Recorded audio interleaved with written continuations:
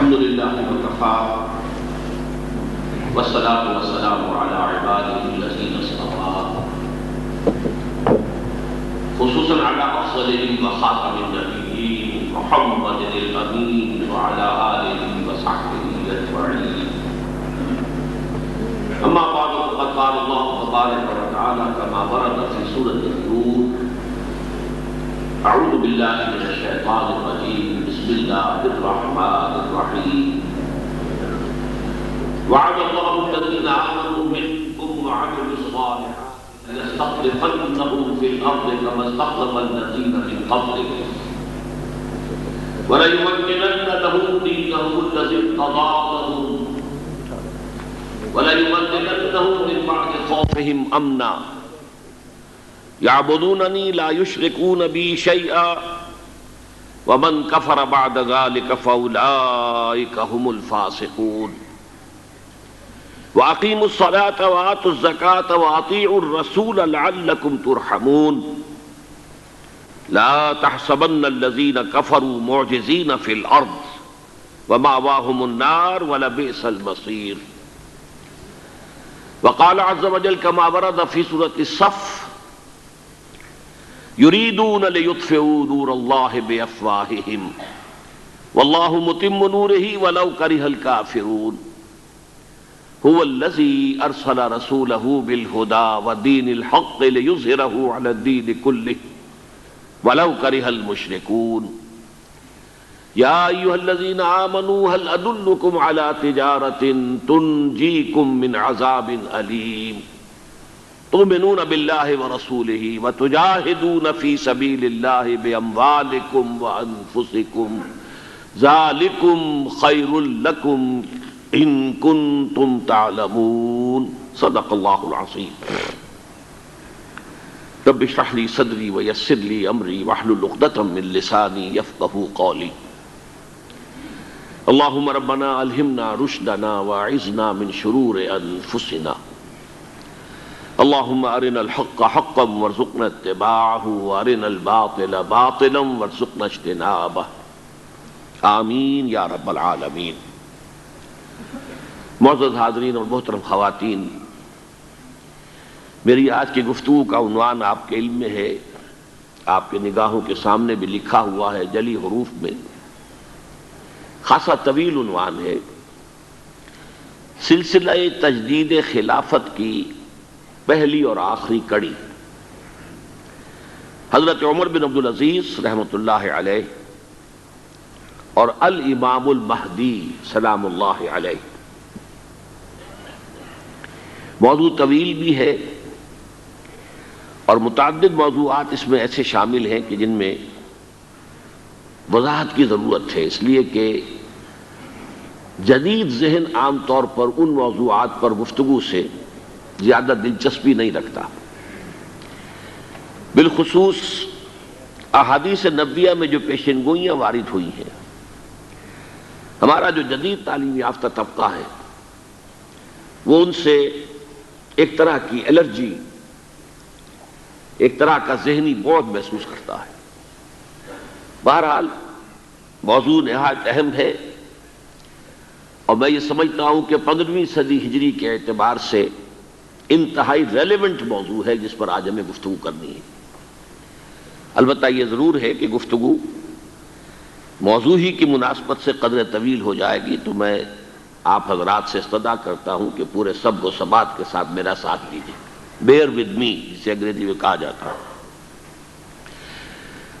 میں نے آج 2 مقامات سے قرآن مجید کی آیات تلاوت کی ہیں. پہلا مقام سورہ نور کا ہے، جس کی نہایت مشہور آیت نمبر 55. اس میں اللہ تعالیٰ نے امت مسلمہ سے ایک نہایت پختہ، نہایت موثق، نہایت مؤکد وعدہ کیا ہے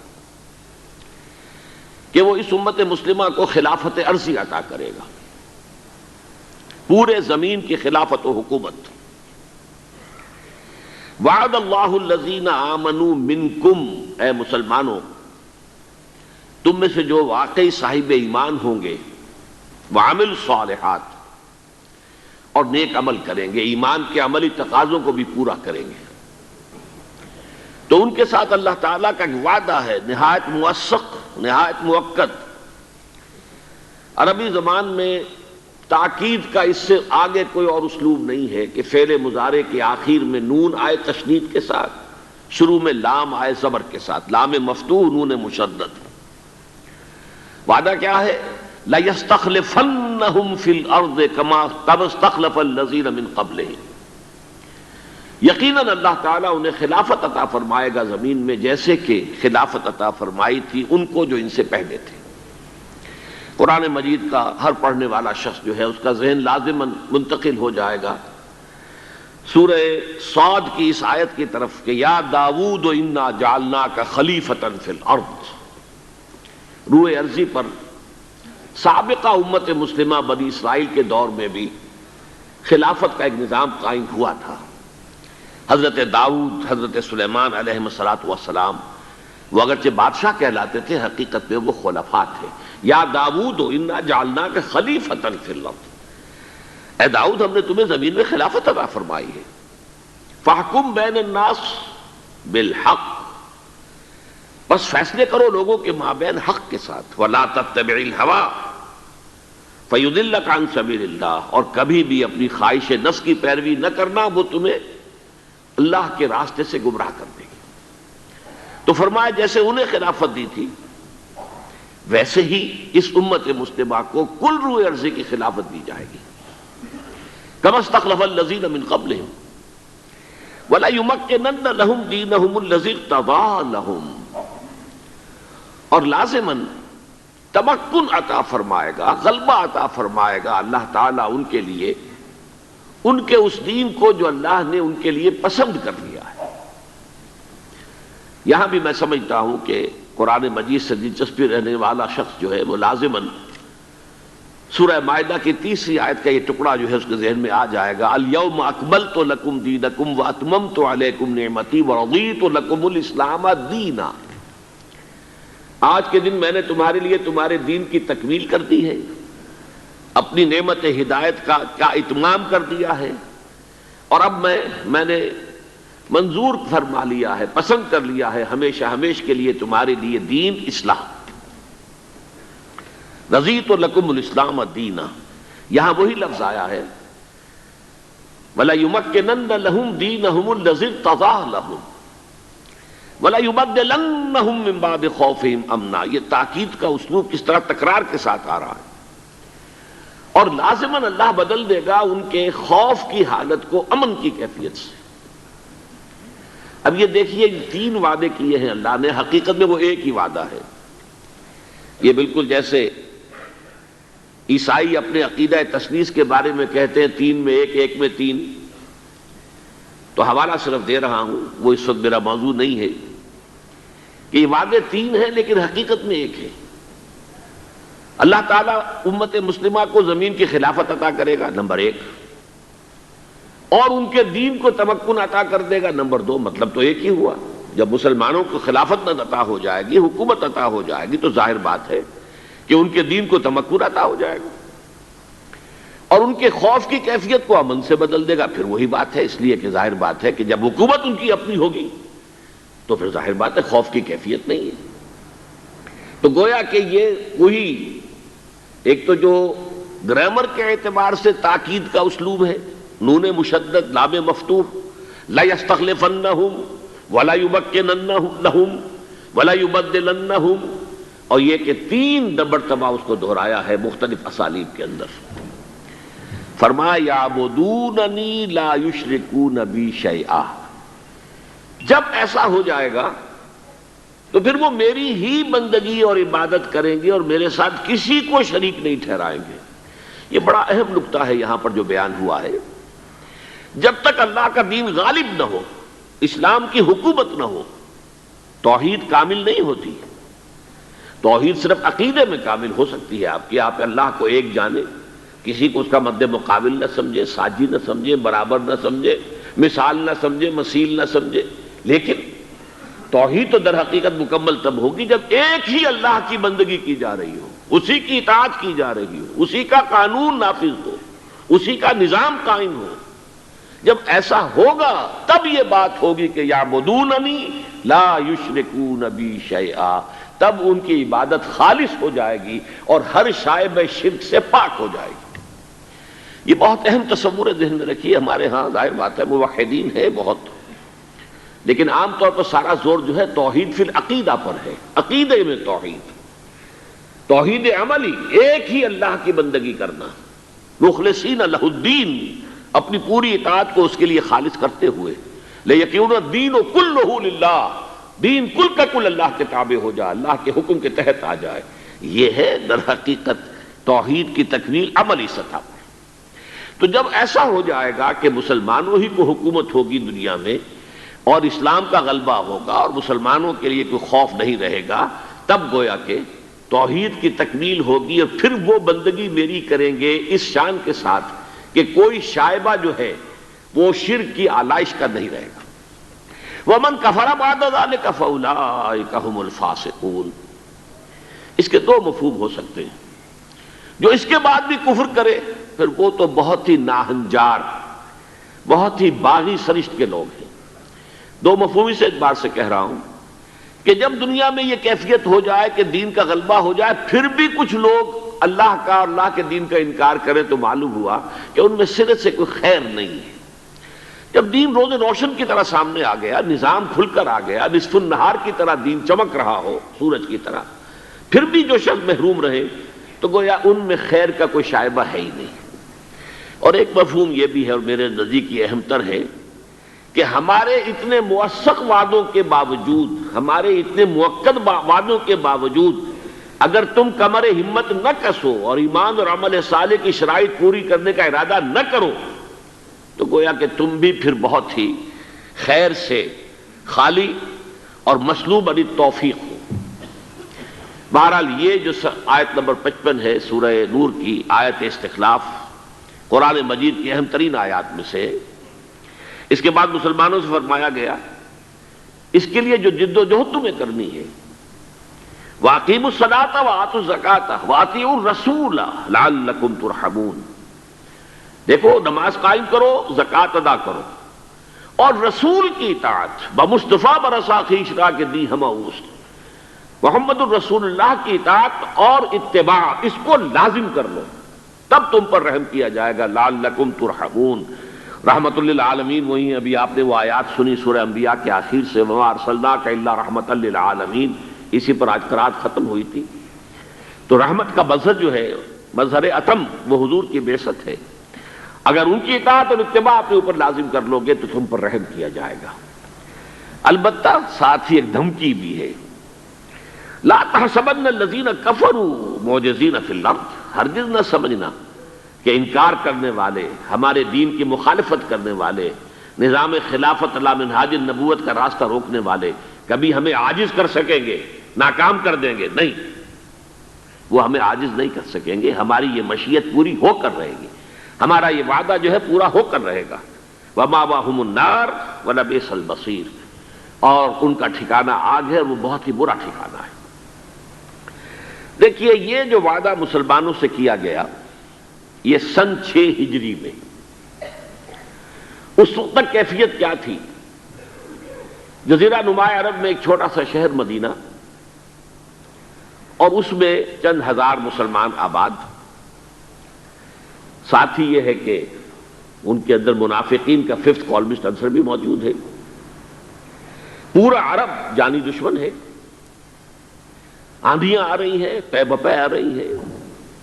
بدر کی جنگ ہوئی تھی، احد میں 3000 آ گئے تھے، اور کچھ ہی عرصے پہلے احزاب میں 12000 نے آ کر گھیر لیا تھا مدینے کو.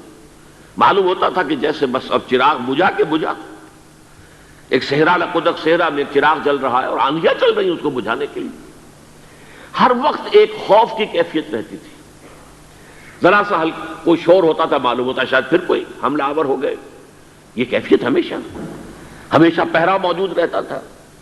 لوگ معمور رہتے تھے اس پر. بسا اوقات حضور خود جا کر خبر لے کر آتے تھے کہ کوئی افواہ اڑ گئی ہے کہ پھر کوئی حملہ ہو گیا ہے. تو یہ کیفیت تھی. اس میں یہ وعدہ کیا گیا گویا کہ بہت ہی حالات کے اعتبار سے آبجیکٹو جو کنڈیشنز تھے اس کے اعتبار سے یہ بہت دور کی بات تھی، بظاہر جو ہے بہت دور کا معاملہ معلوم ہوتا تھا.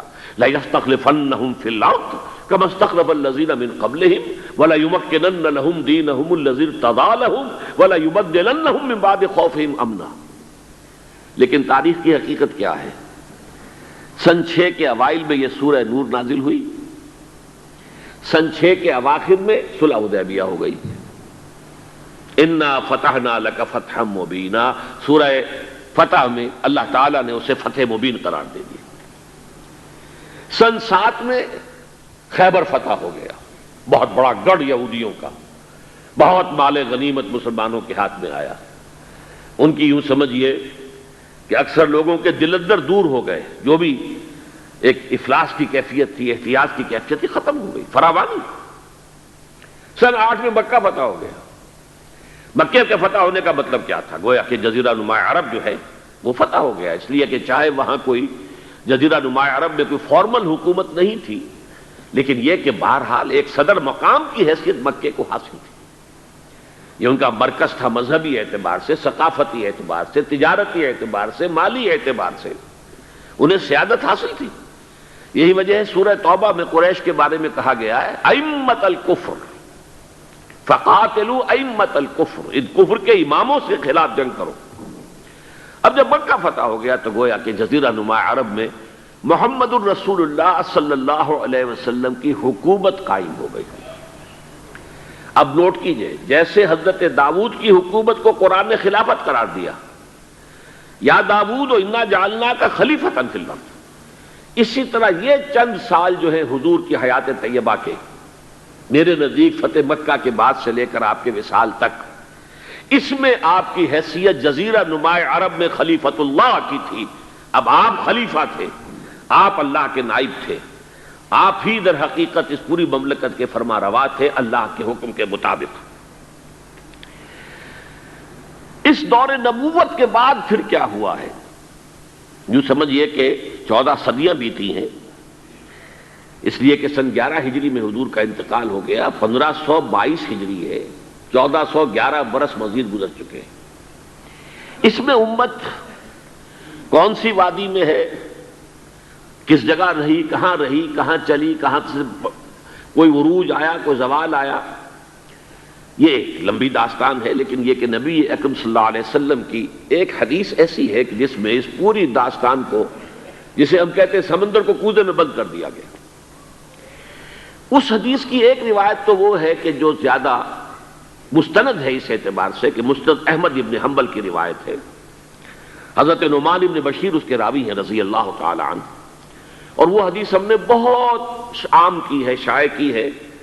یہ 4 ورقہ ہمارا جو ہے نوید خلافت، یہ لاکھوں کی تعداد میں تباہ ہوا ہے. آج بھی یہاں ہم عام طور پہ تقسیم نہیں کر رہے، لیکن جن حضرات کو یہ نہ ملا ہو آج تک، تقریباً ہماری جتنی بھی یہ خلافت کے اجتماع ہوتے ہیں ان میں یہ تقسیم ہوتا ہے، لیکن جن کو نہ ملا وہ آج لے کر جائیں اسٹال کے اوپر، یہ بغیر کسی قیمت کے، بغیر کسی ہدیے کے. لیکن آج میں ذرا وہی مضمون جو ذرا نسبتاً ایک تفصیلی حدیث میں آیا ہے، سند کے اعتبار سے وہ اتنی زیادہ مضبوط نہیں ہے جتنی کہ وہ نعمان ابن بشیر والی حدیث ہے رضی اللہ تعالی عنہ، لیکن تفاصیل اس میں زیادہ ہیں. اس حدیث کو امام شاطبی نے نقل کیا موافقات میں، اور مولانا اسماعیل شہید رحمۃ اللہ علیہ نے منصب امامت میں اسے نقل کیا ہے، اور مولانا سید ابو العلا مودودی صاحب نے اپنی کتاب تجدید و احیاء دین میں اس کو شامل کیا ہے. یہ حدیث کے الفاظ بڑے پیارے ہیں، سنیے. ان اول دینکم نبوۃ و رحمہ، مسلمانوں تمہارے اس دین کا جو پہلا دور ہے وہ نبوت اور رحمت ہے. یعنی میں خود موجود ہوں بنفس نفیس تمہارے مابین، نبوت موجود ہے تمہارے مابین، اور میں تو رحمت للعالمین بنا کر بھیجا گیا ہوں. تو ان اول دینکم نبوۃ و رحمہ وتکون فیکم ما شاء اللہ ان تکون ثم یرفع اللہ جل جلالہ، اور یہ رہے گی نبوت و رحمت تمہارے مابین جب تک کہ اللہ چاہے گی کہ وہ رہے، پھر یہ کہ اللہ تعالیٰ اس کو اٹھا لے گا، یعنی میرا انتقال ہو جائے گا. ثم تکون خلافتا علی منہاج النبوہ، پھر خلافت آئے گی علی منہاج النبوہ، نبوت کے نقش قدم پر. ما شاء اللہ ان تکون، وہ بھی رہے گی جب تک اللہ چاہے گا. ثم یرفع اللہ اذا شاء یرفع جل جلالہ، پھر جب اللہ جل جلالہ چاہے گا اسے بھی اٹھا لے گا. ثم تکون ملکا عاضا، پھر ایک دور آئے گا کاٹ کھانے والی ملوکیت، بادشاہت جو کہ لوگوں کو کاٹ کھائے گی، ظالم ہوگی. فتکون ما شاء اللہ ان تکون ثم یرفع اللہ اذا شاء یرفع جل جلالہ، وہ بھی رہے گی جب تک کہ اللہ چاہے گا کہ رہے، پھر جب اللہ جل جلالہ چاہے گا اسے بھی اٹھا لے گا. ثم تکون ملکا جبریتا، پھر ایک اور ملوکیت آئے گی، مجبوری والی ملوکیت. فتکون ما شاء اللہ ان تکون ثم یرفع اللہ جل جلالہ، تو وہ بھی جب تک اللہ چاہے گا رہے گی، پھر جب اللہ چاہے گا اس کو بھی اٹھا لے گا. ثم تکون خلافۃ علی منہاج النبوہ، پھر دور آئے گا خلافت علی منہاج النبوہ کا. تعمل فی الناس بسنت النبی، پھر اس وقت سنت رسول صلی اللہ علیہ وسلم ہی کے ساتھ سارے معاملات لوگوں کے مابین کیے جائیں گے. وَيُلْقِ الْإِسْلَامُ بِجَرَانِهِ فِي الْأَرْضِ، اور اسلام اپنی گردن زمین میں ٹکا دے گا، یعنی اسلام کی ساری برکات، اسلام کی سعادتیں جو ہیں روئے ارضی کو ڈھانپ لیں گی. یرضی عنہا ساکن السماء و ساکن الارض، آسمانوں والے بھی راضی ہوں گے اس نظام سے جو دنیا میں اس وقت قائم ہوگا، اور زمین والے بھی سب کے سب راضی ہوں گے. لا تدع السماء من قطر الا صبته مدرارا، آسمان اپنا ایک قطرہ بھی نہیں روکے گا بلکہ اسے زمین پر برسا دے گا موسلا دھار بارش کی شکل میں. ولا تدع الارض من نباتها وبرکاتها شيئا الا اخرجته، اور زمین بھی اپنی برکتوں اور اپنی پیداوار، اپنی نباتات میں سے کسی شے کو روکے گی نہیں مگر یہ کہ نکال کے باہر کر دے گی. زمین سے ساری برکات جو ہیں امنڈ آئیں گی، آسمان سے اللہ تعالیٰ کی رحمتیں نازل ہوں گی، آسمان والے بھی راضی ہوں گے، زمین والے بھی راضی ہوں گے، اللہ کے نبی کے مطابق، سنت کے مطابق جو ہے سارے معاملات طے ہو رہے ہوں گے. یہ دور بھی آئے گا خلافت علی منہاج النبوہ کا.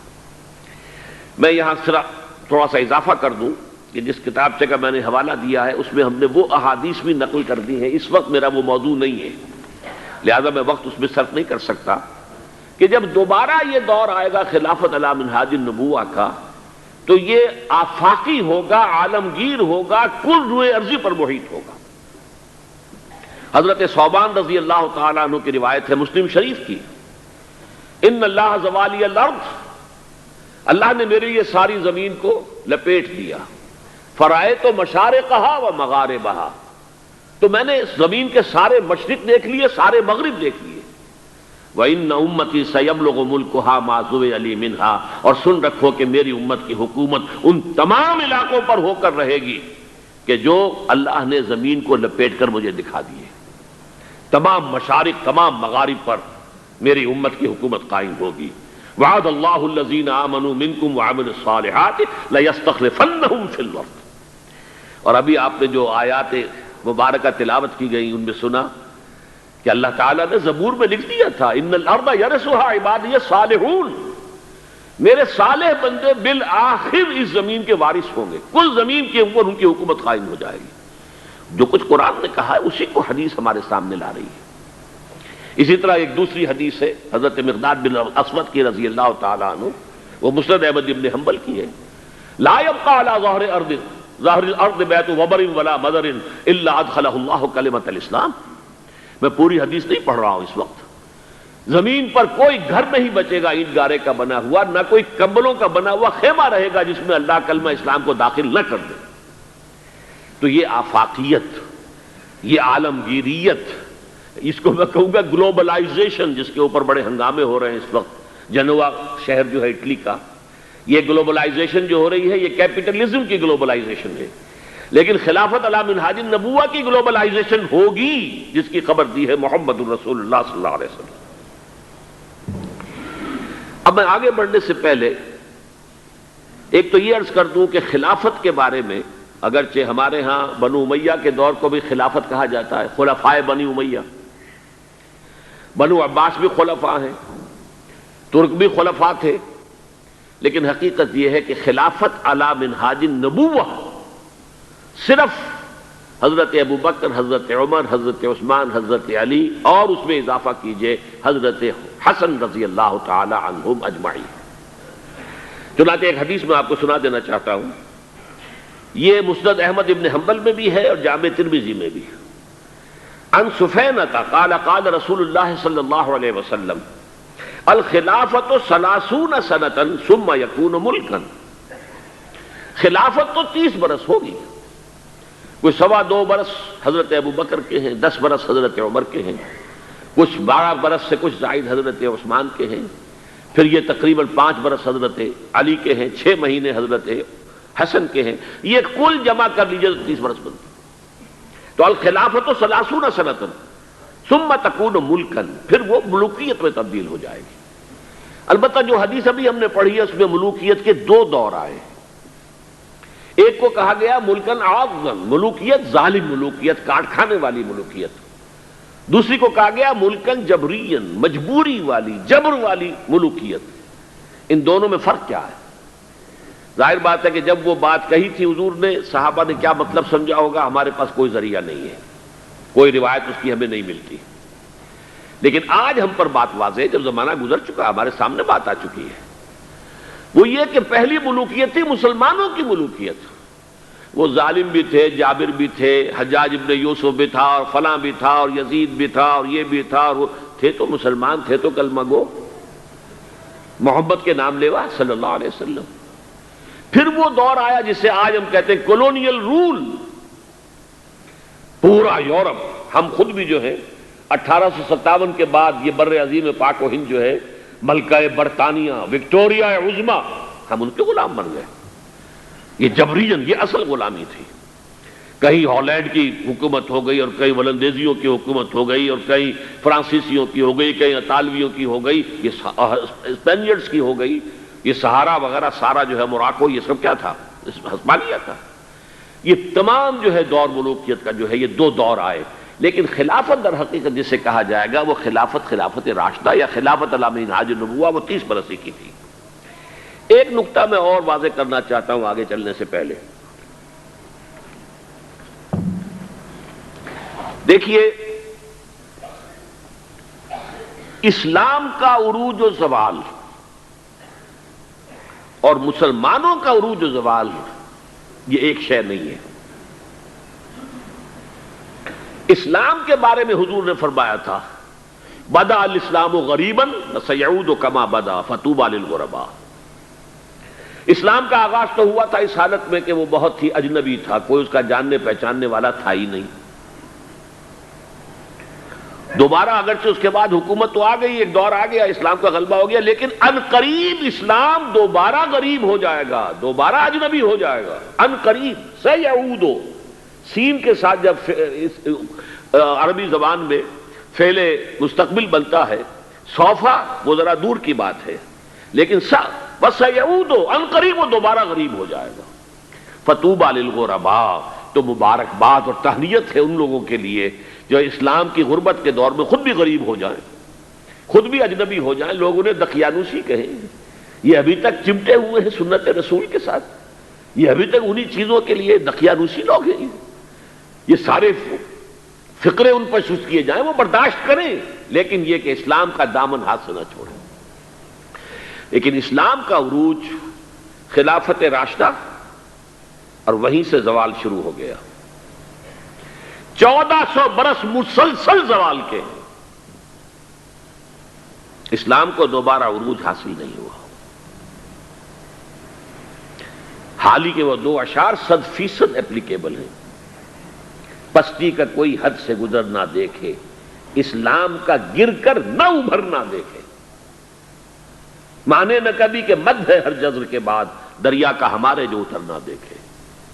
اسلام کا تو عروج پھر نہیں آیا، پھر وہ خلافت راشدہ تو آج تک قائم نہیں ہوئی، پھر ایک مکمل دین نظام کی حیثیت سے تو دنیا میں کہیں نہیں آیا۔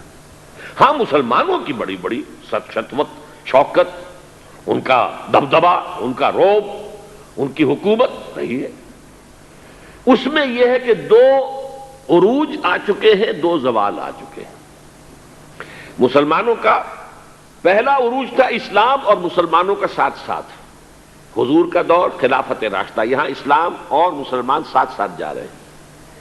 اس کے بعد اسلام کا تو زوال شروع ہو گیا، مسلمانوں کا عروج جاری رہا، دور بنو امیہ اور اس کی فتوحات، دور بنو عباس اور اس کی فتوحات، روح ارضی کی عظیم ترین سلطنت بنو عباس کی، تہذیب، تمدن، علوم، فنون، علم، روشنی، پھر ادھر سے بنو امیہ کا ختم ہوا، چراغ گل ہوا، تو ادھر چراغ جو ہے امیہ کا روشن ہو گیا اسپین کے اندر، ہسپانیہ میں۔ یہ سارا دور عربوں کا عروج جاری ہے، مسلمانوں کا عروج جاری ہے، اگرچہ اسلام کا زوال خلافت راشدہ کے ساتھ ہی شروع ہو چکا۔ پھر ایک وقت آیا کہ مسلمانوں کا بھی زوال آ گیا۔ پہلے کروسیڈرز نے آ کر پٹائی کی اور بہت پٹائی کی۔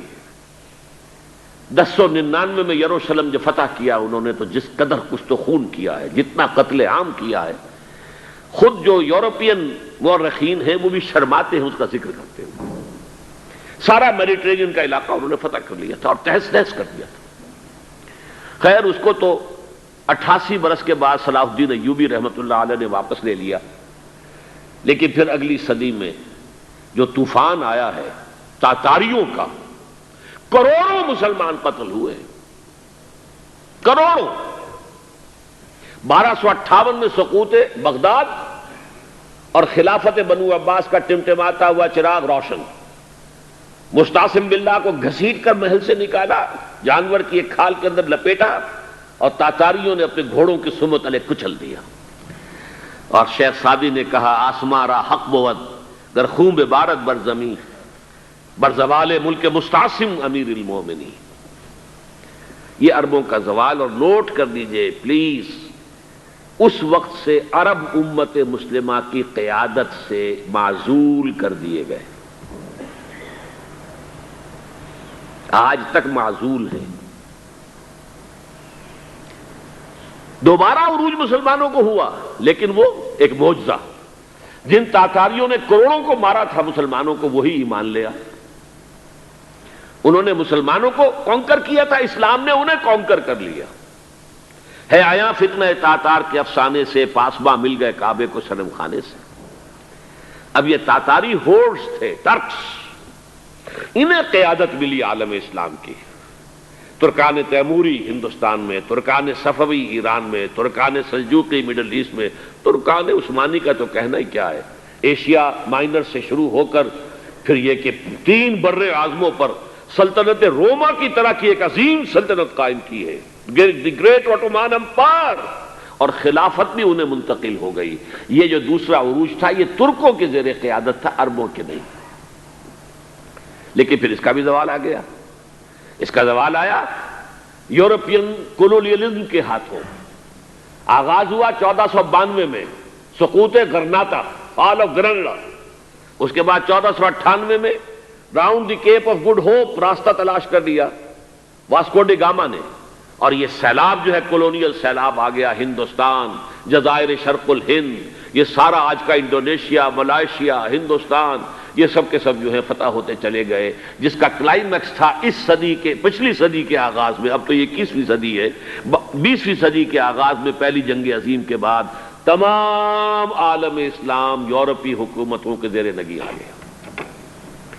تو یہ نوٹ کر لیجئے کہ ان 1400 سالوں میں امت مسلمہ کا ایک عروج، پھر ایک زوال، پھر ایک عروج، پھر ایک زوال۔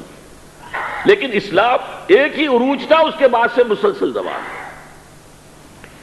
اب دیکھیے یہ جو اسلام کا دور زوال ہے، اس میں اللہ تعالیٰ کی طرف سے اسلام کی حفاظت کا کیا اہتمام ہوا ہے، یہ بہت اہم نقطہ ہے، اسے توجہ سے سنیے۔ اس لیے کہ نبوت تو ختم ہو گئی محمد رسول اللہ صلی اللہ علیہ وسلم پر، بڑا شارپ کنٹراسٹ ہے۔ سابقہ امت جو تھی امت بنی اسرائیل، اس میں 1400 برس تک نبوت کا تار ٹوٹا ہی نہیں۔ یوں سمجھیے کہ ایک رسی تنی ہوئی ہے، شروع میں بھی 2 رسول 2 نبی، آخر میں بھی 2 نبی، اور دونوں کے درمیان رسی تنی ہوئی ہے۔ کوئی لمحہ اس میں ایسا نہیں آیا کہ کوئی نبی موجود نہ ہو۔ شروع 1400 قبل مسیح میں حضرت موسیٰ حضرت ہارون 2 نبی تھے کہ نہیں؟ اختتام حضرت عیسیٰ حضرت یحییٰ 2 نبی تھے کہ نہیں؟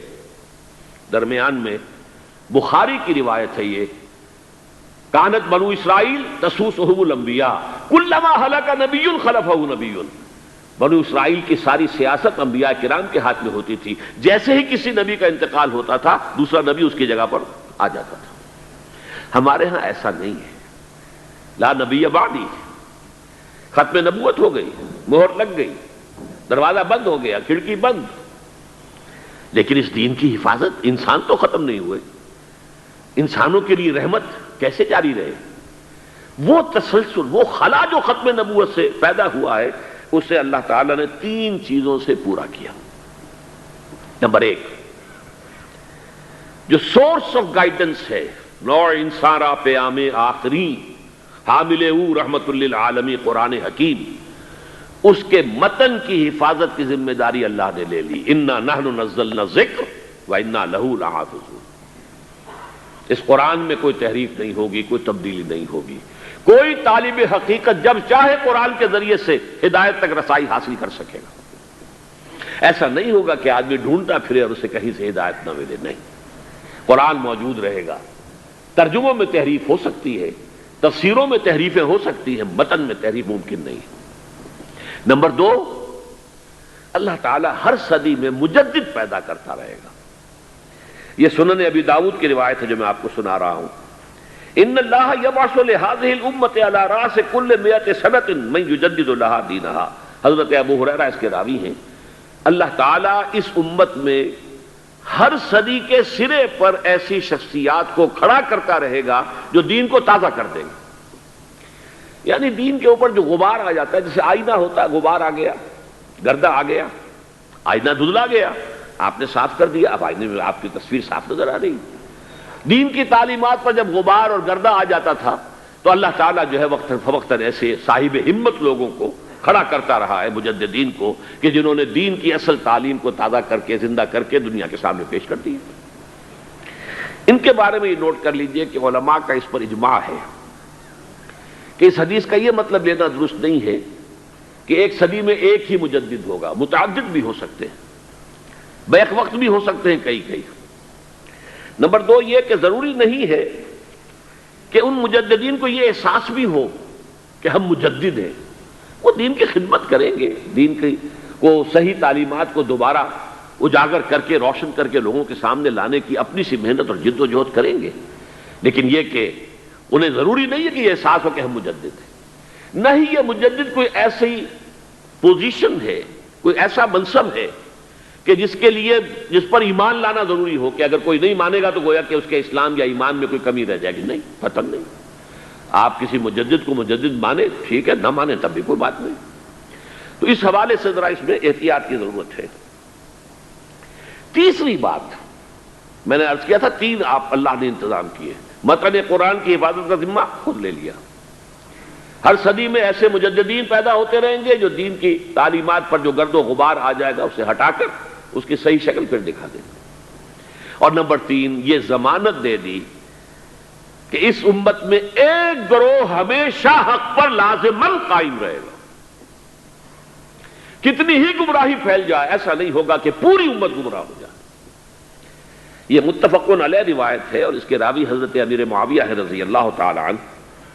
قال سمعت رسول اللہ صلی اللہ علیہ وسلم یقول لا يزال من امتی امت قائمۃ بامر اللہ لا يضرهم من خذلهم ولا من خالفهم حتى یاتی امر اللہ وهم علی ذلک۔ میری امت میں لازماً ایک گروہ حق پر قائم رہے گا، نہ کوئی ان کا ساتھ چھوڑنے والا انہیں کوئی گزن پہنچا سکے گا، نہ ان کی مخالفت کرنے والا انہیں کوئی گزن پہنچا سکے گا، وہ حق پر قائم رہیں گے اسی طرح یہاں تک کہ اللہ کا فیصلہ آ جائے۔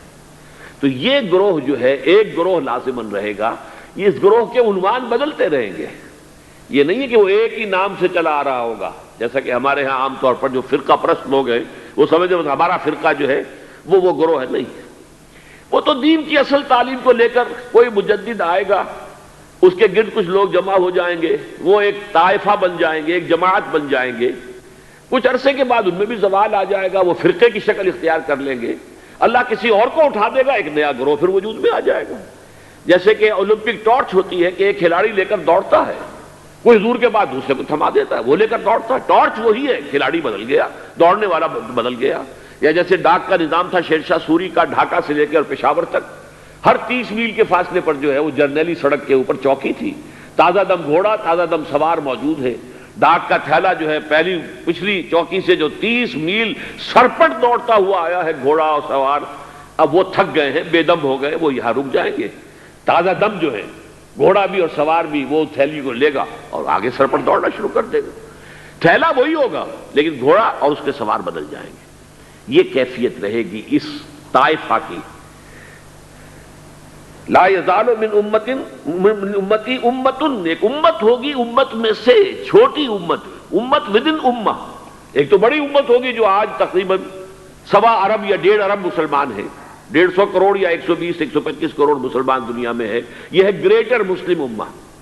ان میں جو لوگ واقعتاً دین پر عمل پیرا ہوں، کاربند ہوں، دین کی جد و جہد کر رہے ہوں، دعوت الی الخیر نہی عن المنکر اور امر بالمعروف کی جد و جہد کر رہے ہیں، وہ ایک چھوٹی امت ہوتے ہیں۔ وَلْتَكُمْ مِنْكُمْ أُمَّةٌ يَدْعُونَ إِلَى الْخَيْرِ وَيَأْمُرُونَ بِالْمَعْرُوفِ وَيَنْهَوْنَ عَنِ الْمُنكَرِ وَأُولَٰئِكَ هُمُ الْمُفْلِحُونَ اللهم ربنا اجعلنا منهم۔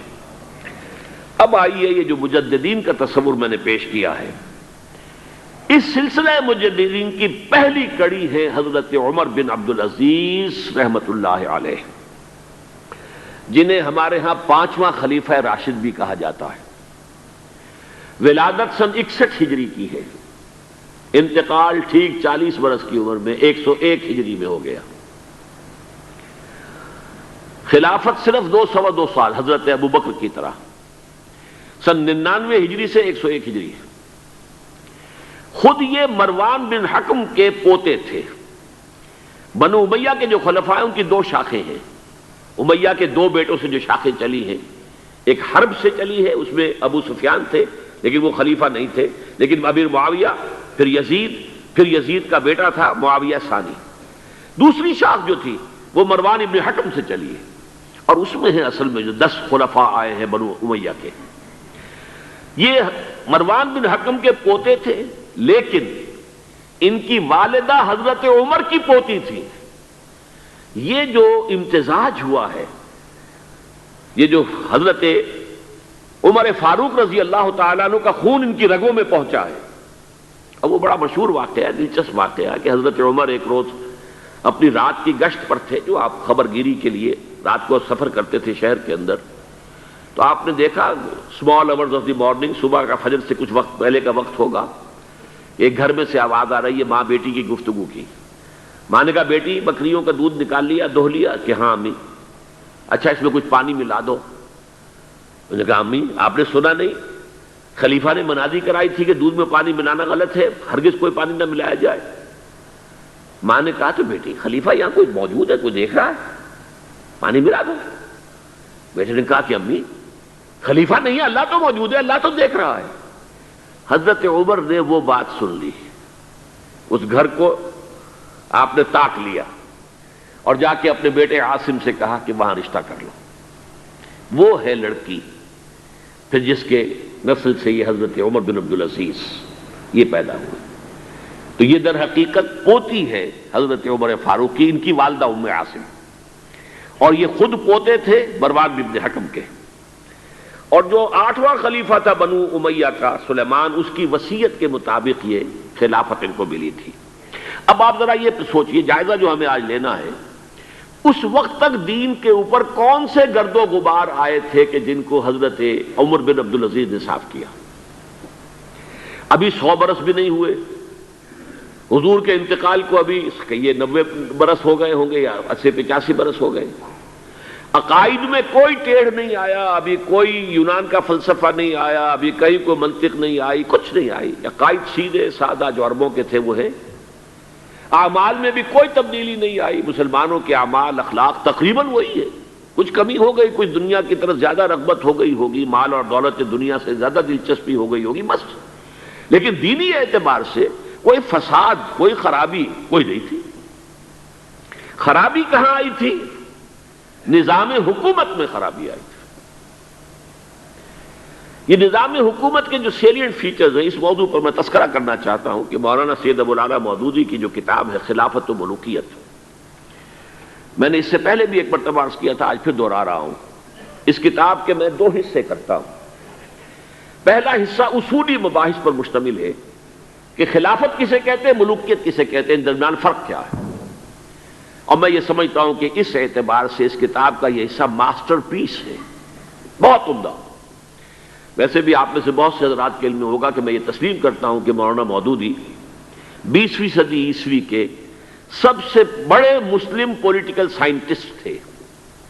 اسلام کے سیاسی نظام کو، دستوری نظام کو انہوں نے خوب سمجھا ہے، اور میں سمجھتا ہوں کہ علامہ اقبال نے جو چند اشارات دیے تھے اس پر پورا ایک نظام جو ہے دستوری اور سیاسی ڈھانچہ بنانا، یہ کام ہے مولانا مودودی کا۔ البتہ اس کتاب کا دوسرا حصہ کہ یہ جو خلافت سے ملوکیت کی طرف تبدیلی ہوئی ہے، اس کے اسباب کیا تھے، اس میں مولانا سے ٹھوکریں کھائی گئی ہیں۔ یہ تاریخ کا معاملہ اور فلسفہ تاریخ کا معاملہ ہے، یہ پولیٹیکل سائنس کا ایشو نہیں ہے۔ بہت بڑی غلطی ہے اس میں، بلکہ اس پہلو سے یہ کتاب کا یہ حصہ سخت گمراہ کن ہے۔ تو میں یہ دونوں باتیں ریکارڈ پر لے آنا چاہتا ہوں کہ اس کتاب کے اس دوسرے حصے کو میں بالکل اس سے اعلان برات کرتا ہوں اور پہلے حصے کو ٹوٹلی اون کرتا ہوں۔ پہلے حصے میں انہوں نے جو چیزیں گنوائی ہیں کہ اسلامی نظام حکومت میں، اسلامی خلافت کے نظام میں کیا چیزیں ہوتی ہیں۔ نمبر ایک، اللہ کی حاکمیت، کتاب و سنت کی بالادستی، ٹھیک، یہ تو یقیناً جیسے تھی ویسے ہی اب بھی تھی، لوگوں کی انفرادی زندگیوں میں اب بھی تھی، اور یہ کہ کم سے کم نظری طور پر حکومت کی سطح پر بھی یہ حکومت اللہ کی اور کتاب و سنت کی ٹوٹل بالادستی، اس کو تسلیم کیا جاتا تھا۔ فرق کہاں آیا؟ خلافت راشدہ شورائی حکومت تھی، جبکہ اب جو حکومت بنو امیہ کی بن گئی، جسے حضور نے ملکن کہا ہے، ملوکیت، تحکمانہ انداز، ہمارا اختیار ہے، جو ہم چاہیں گے کریں گے، زمین و آسمان کا فرق واقع ہو گیا۔ وہاں خلیفہ کا انتخاب ہوتا تھا مشورے سے، امرہم شورا بینہم، ان مشورت المسلمین۔ یہاں اب خلافت ہو گئی قبائلی، بنو امیہ، بنو عباس، اور موروثی ہو گئی، باپ کے بعد بیٹا، بیٹے کے بعد پوتا۔ وہاں بیت المال مسلمانوں کی ملکیت، مسلمانوں کی امانت تھا خلیفہ کے پاس، اور خلیفہ کا حق اس میں صرف اتنا تھا جیسے کہ حضرت ابو بکر نے فرمایا، حضرت عمر نے فرمایا، اور یہی بات عمر بن عبدالعزیز نے کہی کہ جتنا حق کے قرآن نے دیا ہے کسی مسلمان کو، اگر اس کی زیر کفالت کو یتیم ہو، یتیموں کا مال بھی ہے، اس کی دیکھ بھال وہ کر رہا ہے، تو جو ولی ہے یتیم کا، اگر وہ غنی ہے تو اسے ایک پیسہ بھی لینا یتیم کے مال میں سے حرام ہے، لیکن اگر وہ خود محتاج ہے تو وہ ضرورت کے مطابق اس سے لے سکتا ہے، جتنا کچھ بھی ایک یتیم کا ولی یتیم کے مال میں سے لے سکتا ہے، اس سے زیادہ خلیفہ کے لیے بیت المال سے لینا جائز نہیں ہے۔ یہ معاملہ تھا ابو بکر صدیق کا، عمر فاروق کا، عثمان غنی کا، علی مرتضیٰ کا، رضی اللہ تعالیٰ عنہ اجمعین۔ لیکن اب آ کر دور بنو امیہ میں یہ جو خزانہ تھا یہ ذاتی ملکیت بن گیا، جس کی بنا پر عیش و عشرت بھی ہوئی، اور داد و دہش، جس کو چاہا جو چاہا دے دیا، جس کو چاہا اشرفیاں بخش دی، جس کو چاہا جو ہے نواز دیا، جس کی چاہا وفاداری خریدنے کے لیے خزانے میں سے، بیت المال میں سے پیسہ خرچ کر دیا۔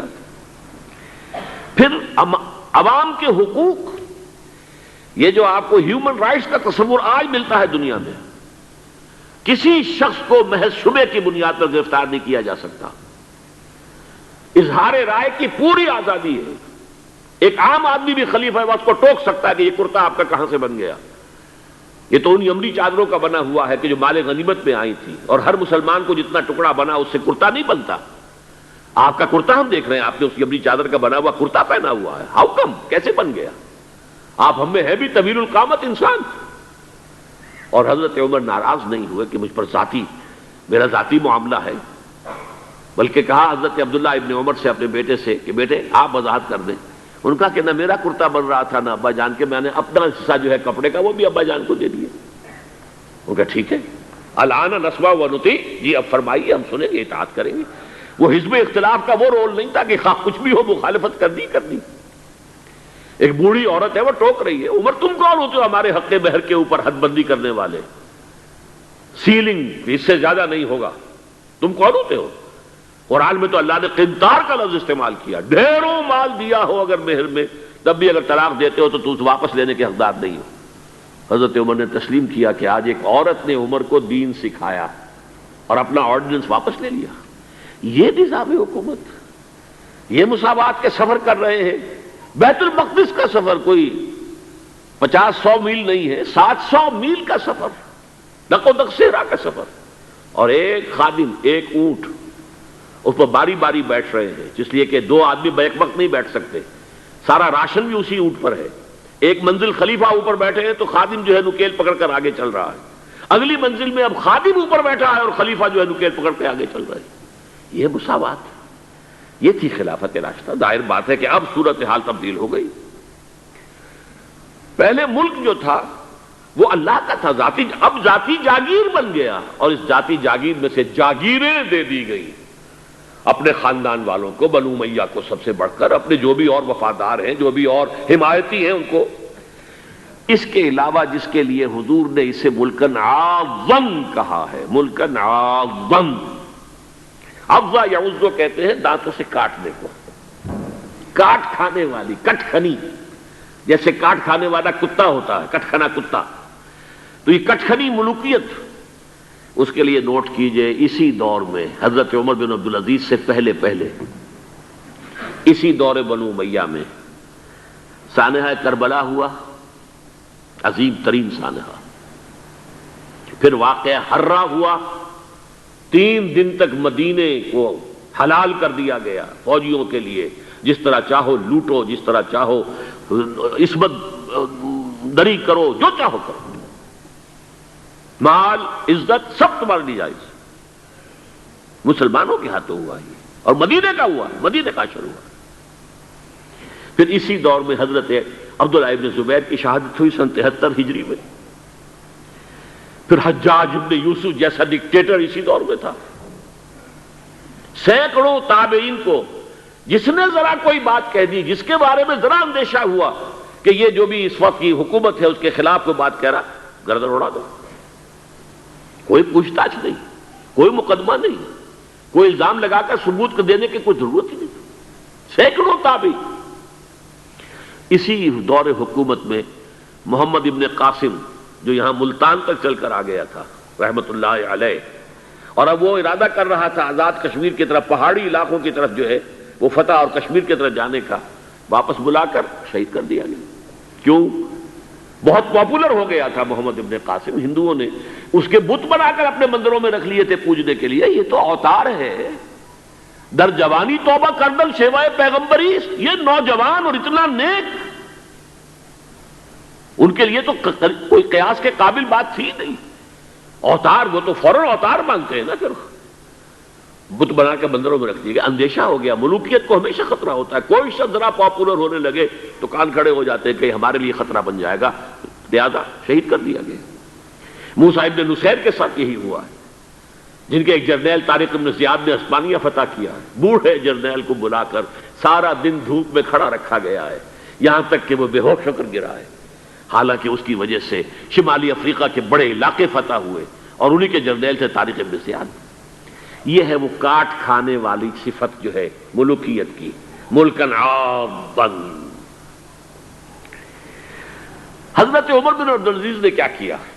دیکھیے, ان کا تجدیدی کارنامہ صرف 3 نکات پر مشتمل ہے. یہ میں بتا چکا ہوں آپ کو. ابھی نہ عقائد میں کوئی کجی آئی تھی, نہ اعمال میں کوئی خرابی آئی تھی عوام کے. حکومت کے نظام میں تبدیلی ہوئی تھی, اب موروثی ہو گئی تھی اور تحکمانہ ہو گئی تھی. خلیفہ جو ہے وہ موروثی یا نامزد ہوتا تھا, اور یہ جاگیر بن گئی تھی اپنی ذاتی, بیت المال. انہوں نے 3 ہی کام کیے. نمبر 1, ان کو خلافت ملی تھی اصل میں سلیمان جو ان سے پہلے خلیفہ تھے ان کی وصیت کی بنیاد پر. لیکن یہ احتیاط کر لی گئی تھی کہ اگر کہیں یہ وصیت پہلے لوگوں کے علم میں آ گئی تو شاید لوگ بغاوت کریں اور حضرت عمر بن عبدالعزیز کو گوارا نہ کریں. لیکن یہ کہ انہوں نے یہ کیا جو اس وقت کے ذمہ دار لوگ تھے کہ پہلے وصیت لا کر وصیت پر بیعت لے لی گئی کہ یہ وصیت ہم تسلیم کریں گے.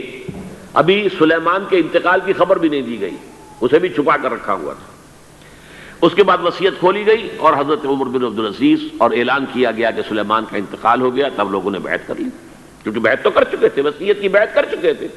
اس وصیت میں سے عمر بن عبدالعزیز برآمد ہو گئے تو وہ بیعت خود بخود ہو گئی. لیکن انہوں نے جا کے اعلان کیا مجمع عام میں، لوگوں مجھ پر یہ خلافت کی ذمہ داری ڈال دی گئی ہے، بغیر مجھ سے پوچھے، بغیر میرے مشورے کے، بغیر میری خواہش کے، لیکن میں آپ کی گردنوں میں سے اپنی خلافت کے اس قلادے کو اتار کر پھینک دیتا ہوں. آپ جسے چاہیں اپنی آزاد مرضی سے مشورے سے خلیفہ بنا دیں. یہ پہلی اصلاح تھی. موروثیت ختم، نامزدگی ختم. اب اگر چاہتے ہیں آپ، اگر لوگوں کی رائے ہے ان کا مشورہ تو ٹھیک ہے. سب نے کہا بیک زبان ہم آپ پر راضی ہیں، ہم آپ ہی کو خلیفہ بنانا چاہتے ہیں. پہلی اصلاح تو یہ ہو گئی. دوسرا کام یہ کیا، جتنی جاگیروں کے ڈاکومنٹس تھے، دستاویزات، وہ سب طلب کیے. خود اپنے گھر سے اپنی بیوی کے سارے زیورات، عبد الملک بن مروان کی بیٹی سارے زیورات بیت المال میں داخل کرتی. اپنی جاگیر سب سے پہلے اپنی جاگیر کو ختم کیا. اس زمانے میں شیڈر تو تھے نہیں، مشین تو تھی نہیں. مسجد میں بیٹھے ہوئے تھے حضرت عمر بن عبدالعزیز، اور وہ ایک وثیقہ لایا جاتا تھا اور وہ قینچی سے کاٹ کاٹ کے پھینک رہے تھے. بڑا طوفان مچ گیا بنو امیہ کے لوگوں کے اندر، یہ کیا ہو رہا ہے. ایک وفد بھی آیا کہ دیکھیے آپ اپنے سے پہلے لوگ جو کچھ انہوں نے کیا تھا، آپ اب جو چاہیں آپ کریں، لیکن پہلے جن لوگوں نے جو کچھ کیا ہے اس کی نفی تو نہ کیجیے. حضرت عمر بن عبدالعزیز پوچھتے ہیں دیکھو اگر تمہارے پاس ایک فرمان ہو امیر معاویہ کا اور ایک ہو ان کے بعد کسی چوتھے پانچویں پشت کے اندر آنے والے کا، تو کس کے فرمان کو زیادہ اہمیت ہوگی؟ سب نے کہا امیر معاویہ کے فرمان کی زیادہ اہمیت ہوگی. تو فرمایا پھر میرے پاس فرمان جو ہے وہ امیر معاویہ سے بھی بہت پہلے کا ہے. میرے پاس اللہ کی کتاب ہے، قرآن ہے، میں اس کی روح سے طے کر رہا ہوں. لہذا ہو جائے کم وقت میں، کوئی ناراض ہوتا تو ہو. ساری جاگیریں ختم کر دی. نمبر 3 واقعہ یہ ہے کہ خود اپنی زندگی کے اندر جو عسرت اور جو تنگ دستی اور جو سادگی اختیار کی ہے، میں سمجھتا ہوں غالباً اس میں وہ حضرت ابوبکر حضرت عمر کو بھی مات دے گئے ہیں رضی اللہ تعالیٰ عنہ. حالانکہ بڑے ہی ایک تو حسین اور جمیل انسان تھے، خوش شکل، خوش لباس، شہزادے تھے، گورنر بھی رہے تھے. پھر ان کے والد جو ہے طویل عرصے تک مصر کے گورنر تھے، وہاں ان کی پرورش ہوئی تھی گورنر کے بیٹے کی حیثیت سے. اعلیٰ لباس پہنتے تھے، خوشبو کے اندر اس طریقے سے بسا ہوا کہ جہاں سے گزر گئے ہیں پورا راستہ معطر ہو جاتا تھا. لیکن اب اچانک جو آیا ہے، جیسے ہی یہ بیعت ہوئی ہے خلافت کی، ان کی اہلیہ کہتی ہیں، حضرت فاطمہ ان کا نام تھا، کہ آ کر بیٹھ کر اور مسلح پر رونا شروع کر دیا. میں نے پوچھا کیوں، کیا ہوا؟ کہ یہ جو بوجھ مجھ پر آن پڑا ہے، یہ ذمہ داری. رونا شروع کیا. اور اس کے بعد واقعہ یہ ہے کہ انہوں نے ذاتی زندگی میں کپڑا صرف ایک جوڑا، 2 بھی نہیں، جمعے کے لیے بھی اس کے دھو کر سوکھنے کے لیے انتظار کرنا پڑتا تھا، تب جا کر پہن کر اس کو جمعے میں جاتے تھے.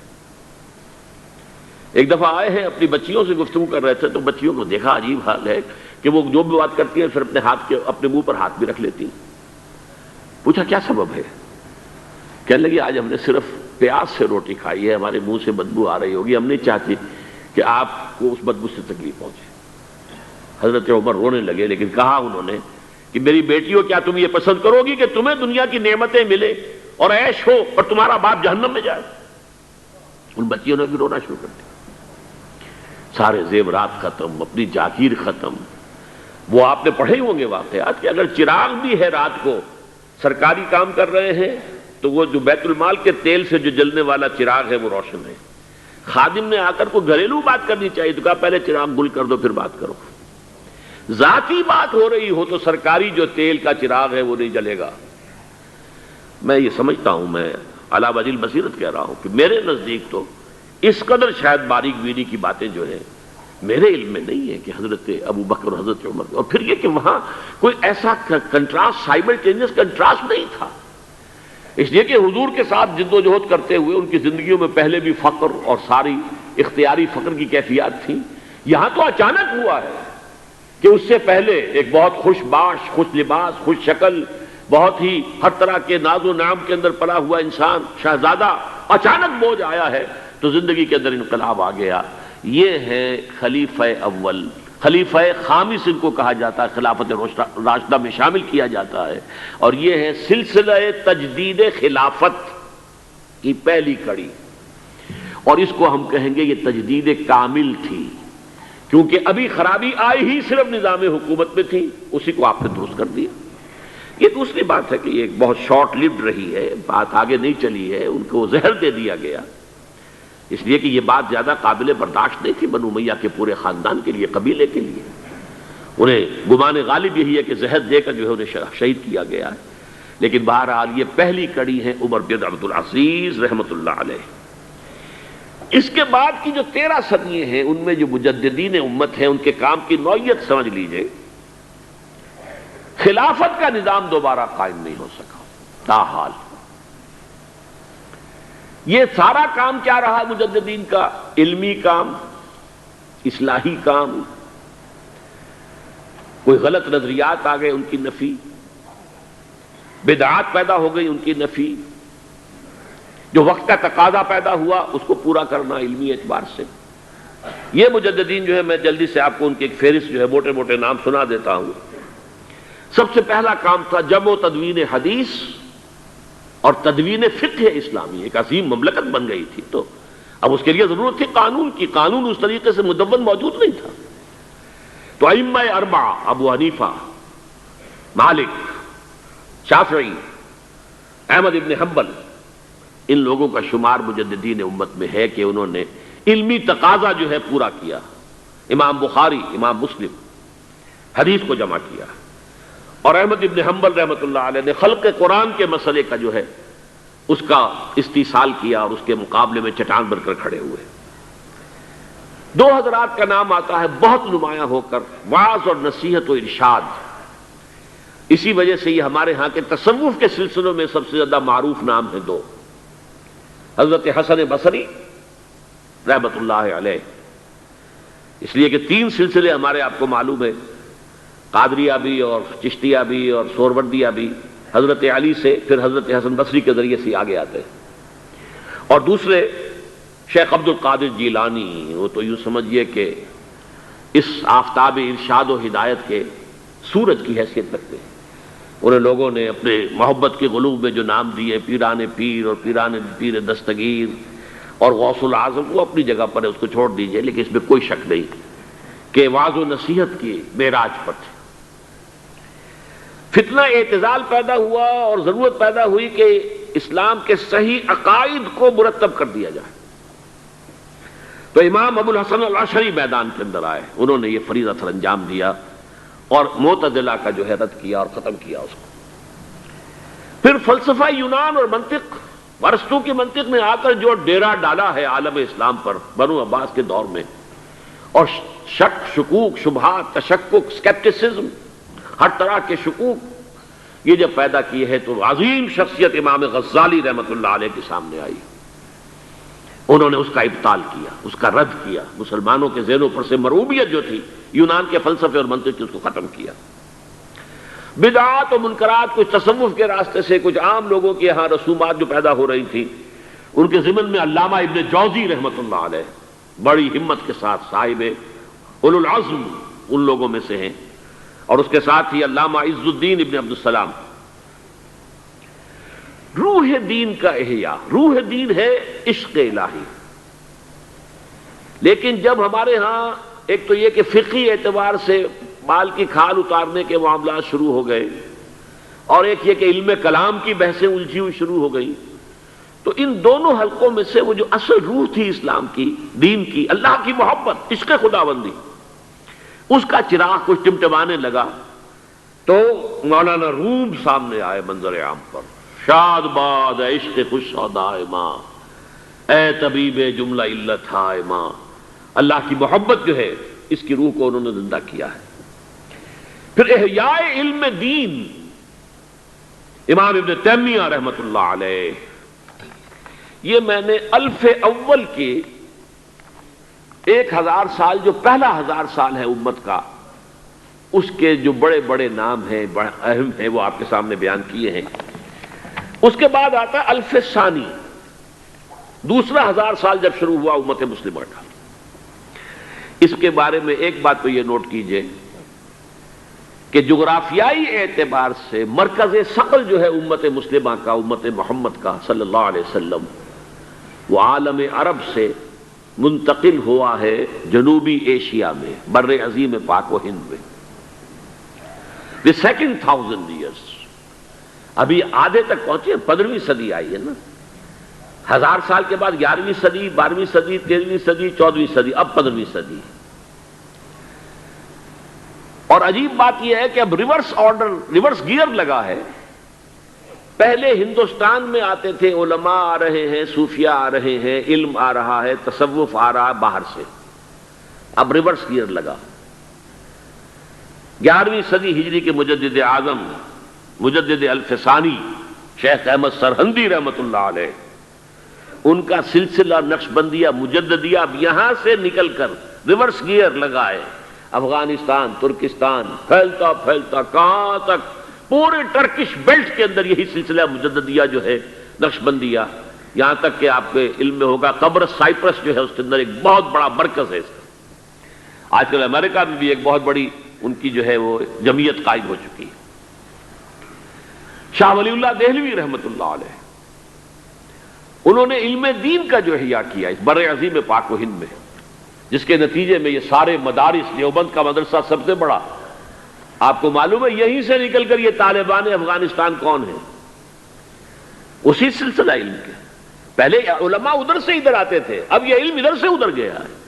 یہ سارے علوم جو ہے وہ حقانیہ ہو، یا بنوری ٹاؤن کا مدرسہ ہو، یا کراچی کا جو دارالعلوم ہو، یا لاہور کا چاہے جامعہ اشرفیہ ہو اور چاہے جامعہ مدنیہ ہو، یہ کون ہے؟ یہ دیوبند کی بیٹیاں ہیں۔ اور دیوبند کون سا تھا؟ دیوبند در حقیقت وارث بنا ہے علوم ولی اللہ کا۔ پھر سید احمد بریلوی، جنہوں نے جہاد بالسیف کو اس تازہ کیا، مجدد جہاد اسلامی، سید احمد بریلوی، شاہ اسماعیل شہید رحمت اللہ علیہ۔ 14ویں صدی کے بارے میں اختلافات ہیں۔ 14ویں صدی کو ابھی ختم ہوئے، 20-21 برس گزرے ہیں، 22ویں برس میں ہیں اب ہم 15ویں صدی کے۔ آپ کو معلوم ہوگا کہ دیوبندی حضرات کا ایک بہت بڑا حلقہ ہے جو مولانا اشرف علی تھانوی رحمۃ اللہ علیہ کو سمجھتا ہے کہ وہ 14ویں صدی کے مجدد تھے، بلکہ مولانا عبدالباری ندوی رحمۃ اللہ علیہ نے تو کتاب لکھی جامع المجددین، مجددوں کے جامع۔ لیکن جو دیوبندی حلقے کے اندر جو حسینی مزاج کے لوگ ہیں، مولانا حسین مدنی رحمۃ اللہ علیہ کے عقیدت مند، وہ مولانا رشید احمد گنگوہی کے بارے میں سمجھتے ہیں رحمۃ اللہ علیہ کہ وہ 14ویں صدی کے جو مجدد تھے۔ ہمارے ہاں کا جو بریلوی مکتب فکر ہے، وہ اعلیٰ حضرت مولانا احمد رضا خان صاحب کو سمجھتا ہے کہ وہ مجدد تھے۔ میری ایک ذاتی رائے ہے جس میں کہ میں کبھی اکیلا تھا بالکل۔ آج سے تقریباً 20 سال پہلے میں نے یہ پہلی مرتبہ بات کہی تھی کہ میرے نزدیک 14ویں صدی ہجری کے مجدد شیخ الہند مولانا محمود حسن اسیر مالٹا۔ اب یہ بات میری خاصی اس کو پذیرائی مل رہی ہے دیوبندی حلقے میں۔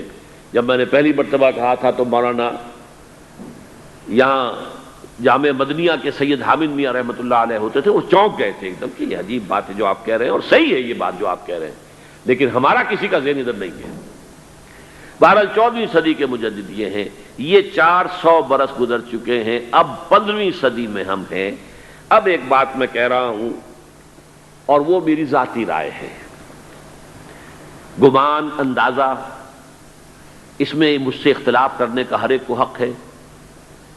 میرے نزدیک 15ویں صدی ہجری اب مجدد کامل الامام المہدی سلسلہ تجدید خلافت کی آخری کڑی کے ظہور کا وقت ہے۔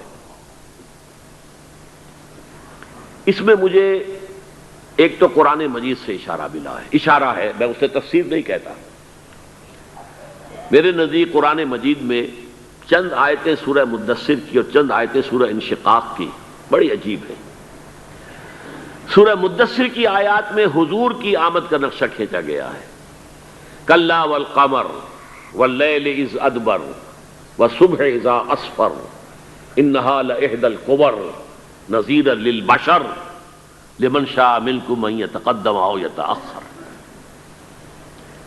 نہیں، قسم ہے چاند کی، کلا والقمر واللیل اذا ادبر، اور رات کی جبکہ وہ پیٹھ موڑ لے جانے لگے، اور صبح کی جبکہ وہ روشن ہو جائے. حضور سے پہلے 600 برس ایسے گزرے ہیں دنیا میں کہ نبوت کا سورج نہیں تھا، بس چاند جیسے مستعار روشنی چاند کی ہوتی ہے، تو سابقہ انبیاء کی مستعار روشنی تو کوئی دنیا میں تھی، دھندلی دھندلی جیسی چاند کی ہوتی ہے، لیکن وہ سورج نہیں تھا. لیکن اب وہ رات ختم ہو رہی ہے، واللیل اذ ادبر، جا رہی ہے محمد صلی اللہ علیہ وسلم کا سورج، یہ شمس نبوت و رسالت طلوع ہو گیا.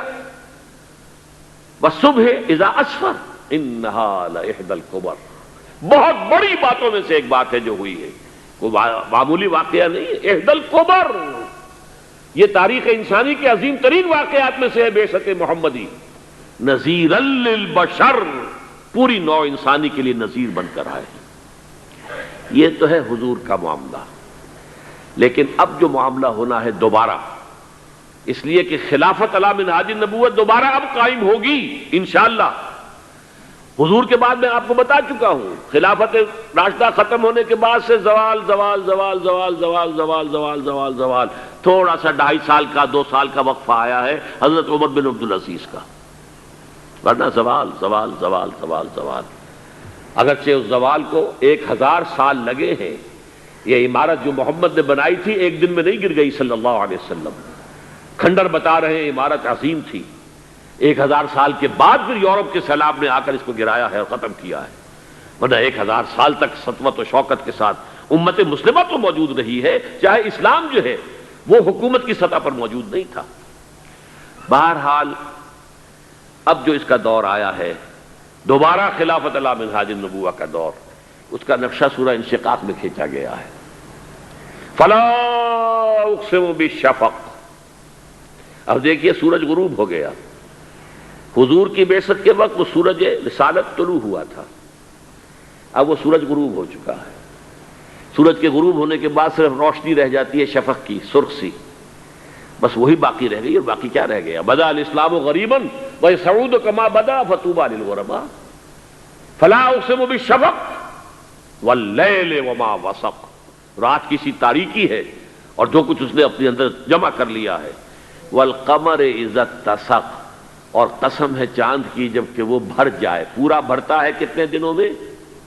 14 دن میں. اور 14 صدیوں کے بعد اب پہلی صدی کا جس نے کہ تجدید کامل کی عمر بن عبدالعزیز، 14 صدیوں کے بعد اب 15ویں صدی میں الامام المہدی کے ظہور کا وقت قریب ہے.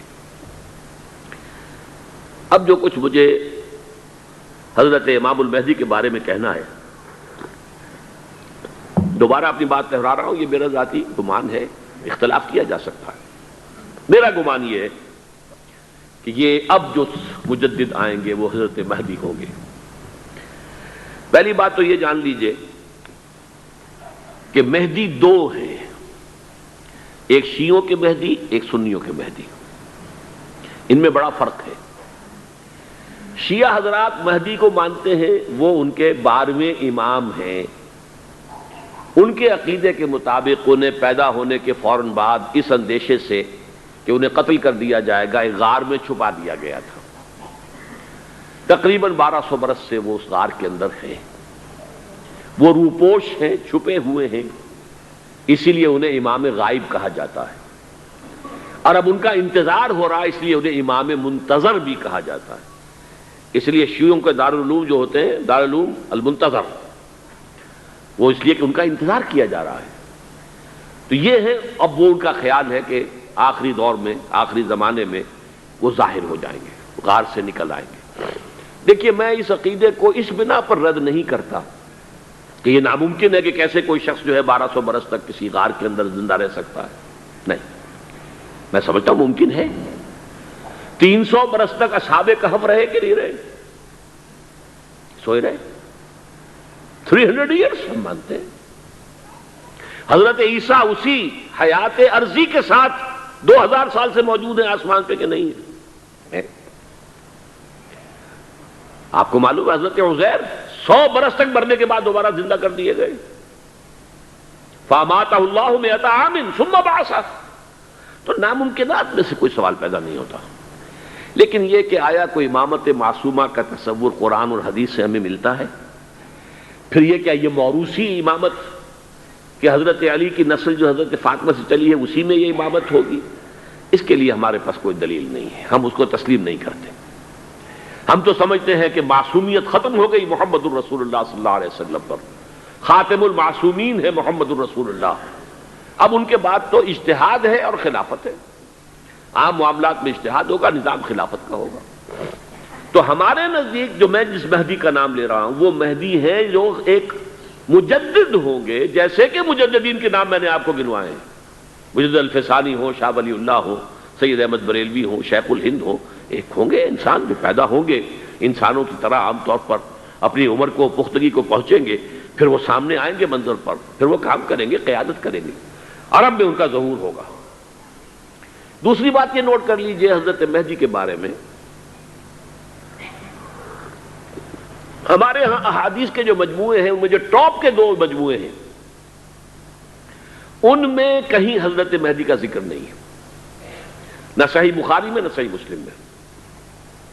لیکن ہم اسے نظر انداز نہیں کر سکتے کہ صحائح ستہ کی بقیہ 4 کتابوں کے اندر موجود ہیں، لہذا نظر انداز نہیں کر سکتے، اگنور کرنا ممکن نہیں ہے. اب اس میں میں چاہتا ہوں کہ کچھ حدیثیں آپ کو میں سناؤں جن میں حضرت مہدی کا تذکرہ کیا گیا ہے. پہلی ہے وعن عبداللہ ابن مسعود قال قال رسول اللہ صلی اللہ علیہ وسلم. حضرت عبداللہ ابن مسعود سے روایت ہے، وہ فرماتے ہیں کہ حضور نے ارشاد فرمایا لا تذهب الدنيا حتى يملك العرب رجل من اہل بیتی. یہ دنیا ختم نہیں ہوگی جب تک کہ عرب پر میرے اہل بیت میں سے ایک شخص کی حکومت قائم نہ ہو. اور آپ کو معلوم ہے کہ آج تک عرب پر حضور کے اہل بیت کی کوئی حکومت قائم نہیں ہوئی. اور جب قائم ہوئی بھی تھی حضرت علی کو اگر شمار کیا جائے، اس لیے کہ حضور نے وہ جو مشہور واقعہ ہے کہ ایک چادر میں لے لیا تھا حضرت علی کو اور حضرت فاطمہ اور حضرات حسنین کو، اللہم ہؤلاء اہل بیتی، اے اللہ یہ بھی میرے اہل بیت ہیں. تو حضرت علی کی بھی حکومت منعقد نہیں ہوئی، پورے عالم اسلام پر ان کی حکومت نہیں تھی، اس لیے کہ شام اور مصر دونوں صوبے جو ہیں انہوں نے ان کی اطاعت قبول نہیں کی تھی. اس حوالے سے یہ معاملہ ابھی ہونا ہے. لا تذهب الدنيا حتى يملك العرب رجل من اہل بیتی یواطئ اسمہ اسمی. اس کا نام وہی ہوگا جو میرا نام ہے، یعنی محمد صلی اللہ علیہ وسلم، اور ان کا نام بھی مہدی کا نام بھی محمد ہو. مہدی تو ان کا لقب ہے. یہ ترمذی میں بھی ہے، ابو داؤد میں بھی ہے، سنن ابی داؤد، جامع ترمذی. بلکہ ابو داؤد میں ایک اور روایت ہے، قال حضور نے فرمایا لو لم يبق من الدنيا الا يوم.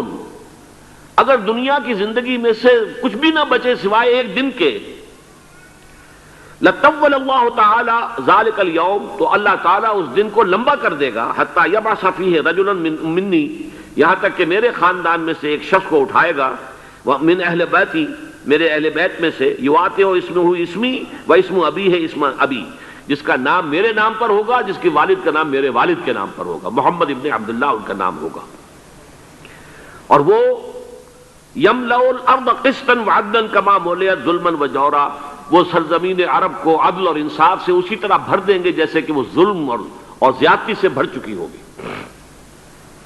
دوسری روایت ہے حضرت ابو سعید خدری رضی اللہ تعالی عنہ سے، حضور نے فرمایا المہدی منی اجل الجبہۃ اقن الانف یملأ الارض قسطا وعدلا کما ملئت ظلما وجورا یملک 7 سنین، رواہ داود. کہ مہدی مجھ میں سے ہوں گے بڑی روشن پیشانی والے اور بڑی کھڑی ناک والے، وہ زمین کو بھر دیں گے انصاف سے اور عدل سے جیسے کہ وہ ظلم سے بھری ہوئی ہوگی، اور وہ 7 برس تک حکومت کریں گے. عرب میں خالص خلافت علی منہاج النبوہ کا نظام حضرت مہدی کے ہاتھوں قائم ہوگا اور 7 برس تک قائم رہے گا عرب کے اندر. اس کا اگلا مرحلہ میں بعد میں بیان کروں گا. تیسری روایت، اور اس کو میں اس لیے خاص طور پہ سنا رہا ہوں کہ اس میں وہی الفاظ آئے ہیں جو میں نے ابتدا میں حدیث آپ کو سنائی تھی، اس کے الفاظ ہیں۔ عن ابی سعید قال ذکر رسول اللہ صلی اللہ علیہ وسلم بلان یصیب هذه الامہ حتی لا یجد الرجل ملجا یلجا الیہ من الظلم۔ حضور نے ذکر فرمایا کہ ایک دور ایسا آئے گا انتہائی ابتلا اور آزمائش اور مصائب کا کہ کسی شخص کو کوئی سر چھپانے کی جگہ نہیں ملے گی اس ظلم سے اپنے آپ کو بچانے کے لیے۔ فَيَبْعَثُ اللَّهُ رَجُلًا مِنْ عِتْرَتِي وَأَهْلِ بَيْتِي، تو پھر اللہ میرے خاندان میں سے، میرے اہل بیت میں سے اٹھائے گا ایک شخص کو، فَيَمْلَأُ بِهِ الْأَرْضَ قِسْطًا وَعَدْلًا، اور اس کے ذریعے سے اللہ تعالیٰ زمین کو عدل و قسط سے بھر دے گا۔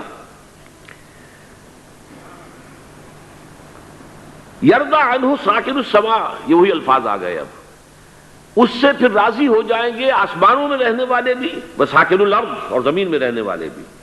لا تدع السماء من قطرها شيئا الا ثبته، آسمان اپنا ایک قطرہ بھی نہیں روکے گا مگر یہ کہ اس کو زمین کے اوپر نثار کر دے گا، بارش کی شکل میں گرا دے گا۔ ولا تدع الارض من نباتها شيئا الا اخرجته، اور زمین اپنی پیداوار میں سے کوئی شے نہیں چھپائے گی، نہیں روکے گی مگر اس کو ظاہر کر دے گی۔ چوتھی حدیث جو ہے وہ حضرت ام سلمہ سے رضی اللہ تعالی عنہ قال سمعت رسول اللہ صلی اللہ علیہ وسلم یقول المہدی من عترتی من اولاد فاطمہ، رواہ ابو داؤد، یہ بھی سنن ابو داؤد کی روایت ہے۔ حضور نے فرمایا مہدی میرے خاندان سے، میرے اہل بیت سے ہوں گے، یعنی اولاد فاطمہ میں سے، اور تفسیر اس کی آتی ہے کہ حضرت حسن کی اولاد میں سے ہوں گے۔ پانچویں حدیث میں آپ کو سنا رہا ہوں، اور اس میں ایک عجیب مشابہت آپ کے سامنے آئے گی حضرت عمر بن عبدالعزیز کے ساتھ، یہ اول اور آخری کڑی کے درمیان مشابہت۔ عن علی رضی اللہ تعالی عنہ، یہ حدیث جو ہے مسند احمد ابن حنبل میں بھی ہے اور سنن ابن ماجہ میں بھی ہے۔ قال قال رسول اللہ صلی اللہ علیہ وسلم المہدی منا اہل البیت یصلح اللہ فی لیلۃ، مہدی ہم میں سے ہوں گے، ہمارے اہل بیت میں سے، اور اللہ ایک ہی رات میں ان کی اصلاح کر دے گا۔ یعنی وہ پہلے سے کوئی زیادہ روحانی یا دینی کوئی اس طرح کی شخصیت نہیں ہوں گے، لیکن ایک ہی رات میں اللہ تعالیٰ ان کی سیرت و کردار کے اندر انقلاب عظیم برپا کر دے گا۔ جیسے کہ میں نے عرض کیا تھا آپ سے کہ عمر بن عبدالعزیز کی زندگی میں انقلاب عظیم آیا ہے، خلافت کا بوجھ پڑتے ہی کہاں وہ خوش باش اور خوش لباس اور خوش خوراک، وہ شہزادہ ٹھاٹ باٹ والا، جاگیر والا، گورنر کا بیٹا اور خود گورنر، اور کہاں یہ کہ اس کی وہ درویشی جو میرے نزدیک واللہ عالم، ڈرتے ڈرتے کہہ رہا ہوں، میرے نزدیک وہ حضرت ابو بکر، حضرت عمر اور حضرت علی کی درویشی کو بھی مات دے گئی، لیکن کنٹراسٹ بہت شدید ہے۔ وہاں جو بھی کچھ تھا وہ تدریجاً آیا تھا، ہوتے ہوتے ہوتے ایک انتہا، اور یہاں سڈن آیا۔ چھٹی حدیث عن انس سمعت رسول اللہ صلی اللہ علیہ وسلم یقول نحن ولد عبد المطلب سعادت اہل الجنہ، ہم عبد المطلب کی جو اولاد ہیں اور نسل ہیں، ہم جنت کے سردار ہیں۔ اور پھر آپ نے نام گنوائے ہیں، انا وحمزۃ وعلی وجعفر والحسن والحسین والمہدی، میں خود اور حضرت حمزہ بنو عبد المطلب میں سے، عبد المطلب کے بیٹے، اور علی اور جعفر حضرت علی کے بھائی جعفر طیار، اور حسن اور حسین حضرت فاطمہ کے لخت جگر حضرت علی کے بیٹے، والمہدی، اور آخر میں جا کر پھر مہدی۔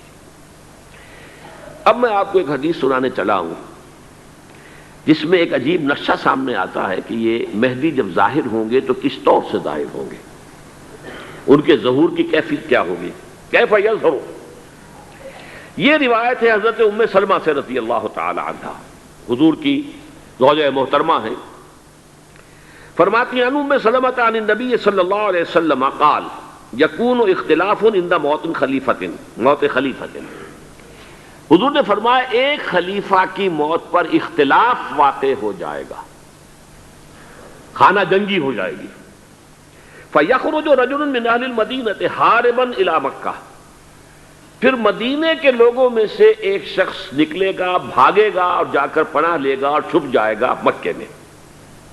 فَيَأْتِيهِ نَاسٌ مِّنْ أَهْلِ مَكَّةِ پھر اس کے پاس آئیں گے اہل مکہ، مکہ کے لوگ، فَيُخْرِجُونَهُ، اور اسے نکالیں گے، جہاں وہ چھپے ہوئے ہوں گے وہاں سے نکالیں گے، وَهُوَ كَارِهٌ، اور وہ بالکل اس کو پسند نہیں کر رہے ہوں گے، نہ وہ خواہش مند ہوں گے کہ ان کے وہ ہاتھ پر بیعت کی جائے، نہ وہ یہ چاہیں گے کہ وہ میدان میں آئیں اور ان کو جو ہے اپنا لیڈر مانا جائے، وَهُوَ كَارِهٌ فَيُبَايِعُونَهُ بَيْنَ الرُّكْنِ وَالْمَقَامِ، لیکن لوگ جو ہے پھر اصرار کے ساتھ ان کے ہاتھ پر بیعت کریں گے رکن اور مقام کے درمیان۔ رکن وہ کونا ہے خانہ کعبہ کا جس میں حجر اسود لگا ہوا ہے، اور مقام ابراہیم جو ہے، ان دونوں کے مابین جو یہ علاقہ ہے یہاں پر وہ بیعت ہوگی۔ وَيُبْعَثُ إِلَيْهِ بَعْثٌ مِنَ الشَّامِ، ان کے خلاف ایک لشکر بھیجا جائے گا شام سے۔ نہیں کہا جا سکتا کہ باسی حکومت اس وقت کی جو ہے اس کی طرف سے کوئی مسئلہ اس طرح کا اٹھ کھڑا ہو، اس لیے کہ ابھی تو بہرحال باسی حکومت وہاں ہے۔ فَيُخْسَفُ بِهِمُ بِالْبَيْضَاءِ بَيْنَ مَكَّةَ وَالْمَدِينَةِ، لیکن اللہ تعالیٰ اس لشکر کو مکے اور مدینے کے درمیان وادی بیضاء میں دھسا دے گا زمین کے اندر پورے کے پورے لشکر کو۔ فَإِذَا رَأَى النَّاسُ ذَلِكَ، جب لوگ یہ دیکھیں گے کہ اتنی بڑی نشانی ظاہر ہو گئی، أَتَاهُ أَبْدَالُ الشَّامِ وَعَصَائِبٌ من العراق فَيُبَايِعُونَهُ، اب شام سے سارے کے سارے جو اولیاء اللہ ہیں وہ بھی آئیں گے، اور عراق سے جوق در جوق لوگ آئیں گے اور ان سے بیعت کریں گے۔ وَيَعْمَلُ فِي النَّاسِ بِسُنَّةِ نَبِيِّهِمْ، پھر وہ عمل کریں گے لوگوں کے مابین، حکومت کریں گے اپنے نبی کی سنت کے مطابق۔ وَيُلْقِي الْإِسْلَامُ بِجَرَانِهِ، اور اسلام اپنی گردن زمین پر ٹکا دے گا۔ وَالْأَرْض فی الارض، زمین میں، فَيَلْبَسُ 7 سنین، پھر وہ 70 برس تک حکمران رہیں، 7 برس تک حکمران رہیں گے۔ ثم یتوفیٰ، پھر ان کا انتقال ہوگا، ویصلی علیہ المسلمون، اور مسلمان ان پر نماز پڑھیں گے۔ یہ جو میں نے آپ کے سامنے نقشہ کھینچا ہے، اس سے اب میں ایک نتیجہ نکالتا ہوں، اسے بھی میرا گمان کہیے، اختلاف بھی کر سکتے ہیں آپ، اگر اس کو وزنی سمجھے تو قبول بھی کر سکتے ہیں۔ وہ یہ ہے کہ میرے نزدیک شاہ فہد کے انتقال پر لا محالہ یہ صورتحال پیدا ہو جائے۔ ولی عہد وہاں ہیں عبداللہ بن عبدالعزیز، امریکہ کو وہ پسند نہیں کرتے اور امریکہ انہیں پسند نہیں کرتا، یہ بالکل تش تش بام ہے۔ امریکہ نے لازماً جس طریقے سے اپنے پنجے گاڑے ہیں سعودی عرب کے اندر، اپنا فوجی اڈا بنایا ہے، تو آسانی کے ساتھ وہاں سے اپنے پنجے ہٹانے کے لیے تیار نہیں۔ ایک حدیث میں آتا ہے قرن الشیطان، نجد سے شیطان کا سینگ برآمد ہوگا، وہ شیطان کا سینگ ہے، جو میزائل وہاں پر لگے ہوئے ہوں گے اس وقت، در حقیقت وہ سارے کے سارے جو ہیں وہ شیطان کے سینگ ہیں۔ بہرحال کوشش وہ کرے گا کہ جیسے کہ اس نے جارڈن میں کیا، کتنے عرصے سے وہاں شاہ حسین کا چھوٹا بھائی حسن جو ہے وہ ولی عہد تھا، عین وقت کے اوپر آ کر، اور پتہ نہیں کیسی کیسی دوائیاں دے کر اسے لے کر آئے ہیں شاہ حسین کو، مرتے ہوئے کو تھوڑی دیر زندہ رکھنے کے لیے، اور وہ تبدیلی کروا کر جو ہے واپس لے گئے ہیں۔ تو یہ معاملہ ہوا ہے، تبدیلی کروا دی، وہاں تو ہو گئی آرام سے، کوئی بات نہیں۔ بحرین میں بھی غالباً ایسا ہی معاملہ ہوا ہے، واللہ عالم، مجھے یاد پڑتا ہے کہ وہ چاہتے ہیں کہ ہمارا پسند کا آدمی آئے۔ اگر سعودی عرب میں یہ کام کیا گیا تو اس کا لازمی نتیجہ خانہ جنگی ہوگا، اس لیے کہ وہاں کی روایت یہ بڑی سخت ہے، بڑی پختہ ہے۔ پھر یہ کہ وہاں جو ہے امیر عبداللہ جو ہے، جو وہاں پر اگرچہ سپہ سالار وہ نہیں ہے، کمانڈر ان چیف وہ نہیں ہے، کمانڈر ان چیف تو کوئی اور ہے، لیکن الحرس الوطنی جو ہے، نیشنل گارڈز، بہت بڑی فورس ہے وہ، اصل بیڈوین فورس جو ہے صحرا کے لوگوں کی، عرب فورس، وہ در حقیقت الحرس الوطنی ہے، نیشنل گارڈ ہے، اور اس کا کمانڈر ان چیف یہ ہے امیر عبداللہ۔ تو لازماً یہ شکل جو ہے پوری ہو کر رہے گی۔ جیسے ہی یہ معاملہ ہوا شاہ فہد کے انتقال کا، تو یہ اختلاف ہوگا، خانہ جنگی ہوگی، پھر کوئی اللہ کا بندہ جو ہوگا۔ میرے نزدیک، میں آج سے کوئی 6-7 سال پہلے سالانہ اجتماع تھا تنظیم اسلامی کا راولپنڈی میں، میں نے اس وقت وہاں کہا تھا، اس سے ذرا اخبارات میں بھی کچھ وہ کنٹروورسی آئی تھی کہ میرے نزدیک امام مہدی پیدا ہو چکے ہیں، ان کے ظہور کا وقت قریب ہے۔ اور اس کی تھوڑی سی بعد میں مجھے معلوم ہوا کہ جین ڈکسن غالباً نام ہے امریکن اس کا، جس نے یہ پیشن کوئی خبر دی تھی کہ 1962 میں عالم عرب میں ایک بچہ پیدا ہوا ہے کہ جو وہاں کا نقشہ بدل کر رکھ دے گا. یہ جین ڈکسن کی غالباً پیشن گوئی ہے. بہرحال مجھے اس کی پیشن گوئی سے کوئی دلچسپی نہیں ہے. میں تو جو احوال دیکھ رہا ہوں، یعنی اسرائیل کا قائم ہو جانا اور اس کے بعد اب یروشلم کا مسلمانوں کے ہاتھوں سے نکل جانا، اور اب گویا کہ وہ الملحمۃ العظمیٰ جو ہے تلی کھڑی ہے، کسی بھی وقت جو ہے یہ جو ہے وہ لاوا پھٹ سکتا ہے، آتش فشاں پھٹ سکتا ہے. تو یہ تمام حالات ایسے ہیں کہ جن کی وجہ سے میں سمجھتا ہوں کہ ایک تو جو قرآن مجید کے اشارات میں نے آپ کو بتائے، 14 صدیاں 14 دن میں چاند کا پورا ہونا، والقمر اذا اتسق، 14 دن میں 14ویں کا چاند. اسی طرح اب یہ 14 صدیوں کے بعد یہ صدی جو 15ویں صدی ہے، یہ در حقیقت ظہور امام مہدی کی صدی ہے. لیکن یہ کہ امام مہدی کی حکومت قائم کرنے کے لیے کون لوگ آئیں گے؟ عرب جو ہیں وہ اندر سے کھوکھلے ہو چکے ہیں. عیاشی نے، دولت نے، پیسے نے، دولت، پیسہ، عیاشی، اس کی وجہ سے کھوکھلے ہو چکے ہیں. یہاں میں آپ کو 2 حدیثیں سنانا چاہتا ہوں.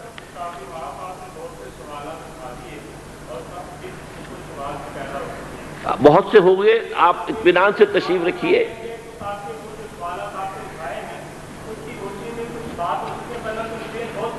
بہت ہوگی، بات ہوگی، آپ اس طرح صبر سے سن لیجئے. میں اب تقریباً اپنی گفتگو کے اختتام تک پہنچ رہا ہوں.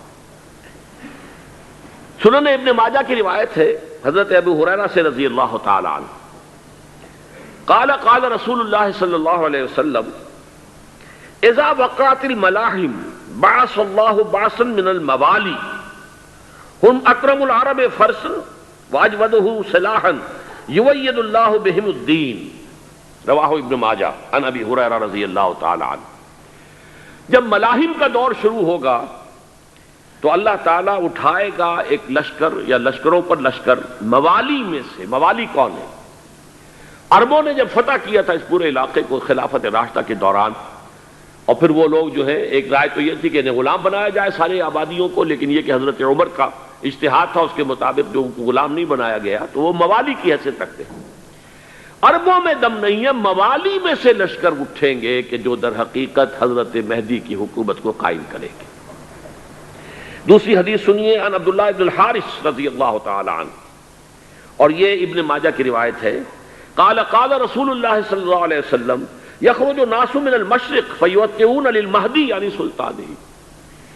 لشکر نکلیں گے، لوگ آئیں گے مشرق سے، اور وہ حضرت مہدی کی حکومت کو جمائیں گے اور قائم کریں گے.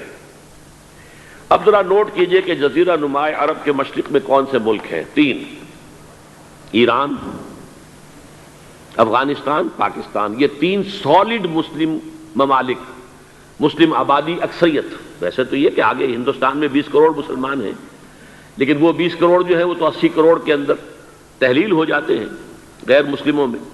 لیکن یہاں جو معاملہ ہے یہ خالص اکثریت کے. ان میں سے ایران کا معاملہ جہاں تک ہے، نمبر 1 یہ کہ وہ شیعہ عقائد کے حصار میں بند ہے، اس سے ادھر ادھر ہونا اس کے لیے ممکن نہیں. حدیث میں یہ بھی آتا کہ اصفہان سے 70,000 یہودی دجال کا ساتھ دیں گے.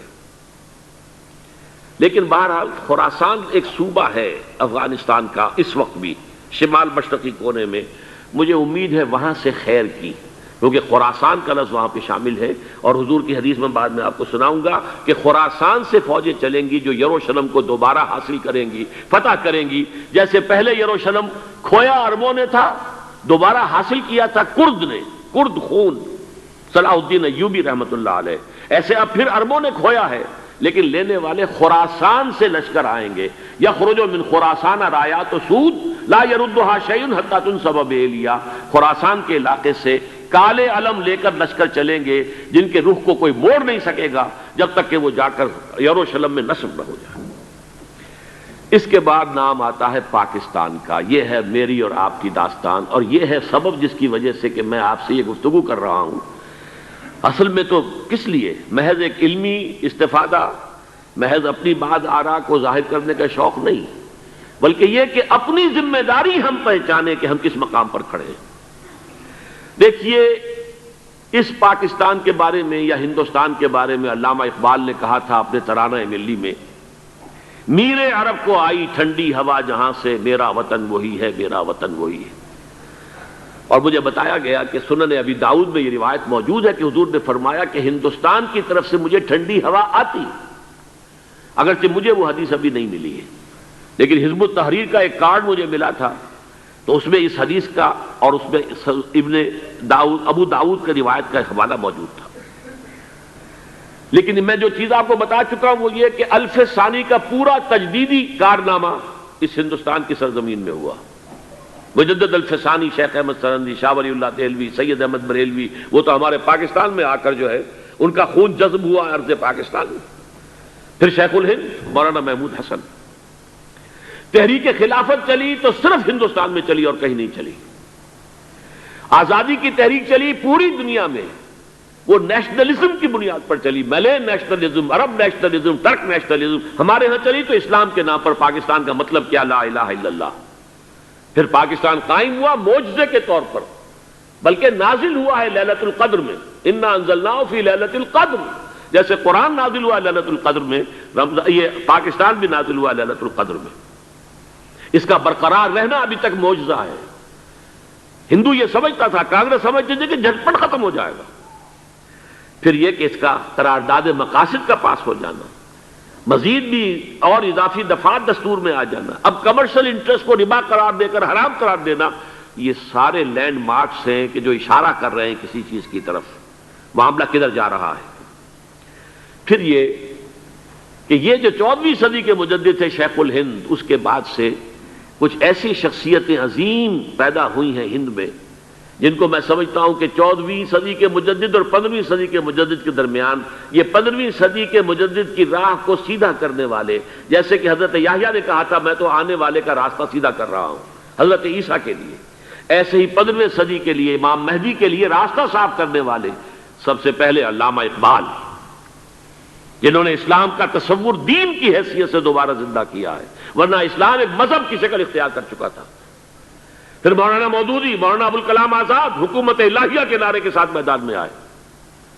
یہ اقبال نے جو تصور پیش کیا تھا اس پر عملی جد و جہد کے لیے حزب اللہ قائم ہوئی۔ نوٹ کر لیجئے 11 برس کا فرق ہے عمر کا علامہ اقبال کے اور ابوالکلام کے، اور 1913 میں جب حزب اللہ قائم کی ہے اس وقت علامہ اقبال کی ملی شاعری اپنے عروج کو پہنچ چکی تھی۔ پھر یہ کہ علامہ اقبال کے بعد تعمیل جو ہے اس کام کی وہ ابوالکلام نے کی، لیکن روایتی علماء کی شدید مخالفت کی وجہ سے وہ بددل ہو کر چھوڑ گئے، کانگریس میں شامل ہو گئے، بساط جو ہے حزب اللہ کی انہوں نے لپیٹ دی۔ پھر مولانا مودودی آئے، انہوں نے وہ ڈور جو ہے اس کا سرا تھاما، جماعت اسلامی قائم کی حکومت الہیہ ہی کے قیام کے لیے، اگرچہ میرے نزدیک یہ کہ وہ انتخابی اور ایک قومی سیاست کی ایک جماعت بن کر پاکستان میں جو ہے دلدل میں پھنس گئی ہے۔ اب ہم اس کی کوشش کر رہے ہیں، تنظیم اسلامی اور یہ تحریک خلافت جس کے تحت یہ جلسہ ہو رہا ہے، یہ ساری چیزیں وہ ہیں کہ آپ کو سوائے پاکستان کے اور کہیں نہیں ملیں گی پوری دنیا میں۔ معلوم ہوتا ہے کہ پاکستان کو بہت بڑا رول پلے کرنا ہے اس میں، اور اس کے ساتھ اب جمع کر لیجئے افغانستان کی عمارت افغانستان، اسلامی عمارت افغانستان قائم ہو چکی ہے۔ یہ پچھلے 20 سالوں میں جو کچھ وہاں ہوتا رہا ہے اس سے پہلے تصور نہیں ہو سکتا تھا۔ کابل جو ہے وہ تو جیسے پیرس کا تمدن تھا ویسے کابل کا تھا، وہی لباس، وہی سکرٹس۔ یہاں جب آئے تھے شاہ ظاہر شاہ سرکاری دورے پر تو ان کی جو ملکہ صاحبہ تھی ان کے ساتھ وہ سکرٹ میں ملبوس تھی۔ کابل جو ہے وہ بالکل ایک پیرس کی طرح کا شہر تھا۔ آج کابل جو ہے جا کر دیکھیے، علامہ اقبال کے فرزند بھی دیکھ کر آئے ہیں، تو اگرچہ وہ خود میں سمجھتا ہوں کہ خاصے انہیں آپ لبرل کہیں، آزاد خیال کہیں، لیکن اس درجے متاثر ہو کر آئے تھے کہ انہوں نے یہ کہا افغانستان میں جو میں نے حالات دیکھے ہیں کہ اگر 2-4 اور مسلمان ملکوں کے اندر یہ نظام قائم ہو جائے تو پوری دنیا مسلمان ہو جائے گی۔ یہ سب کچھ کیسے ہو رہا ہے؟ یہ آنے والے دور کی جھلکیاں ہیں۔ Coming events are casting their shadows before. یہ سب بتا رہے ہیں کہ پاکستان افغانستان کو مل کر اس میں کوئی عظیم رول پلے کرنا ہے۔ اور اس کے ضمن میں اب میں علامہ اقبال کے بارے میں آخری بات کہہ رہا ہوں۔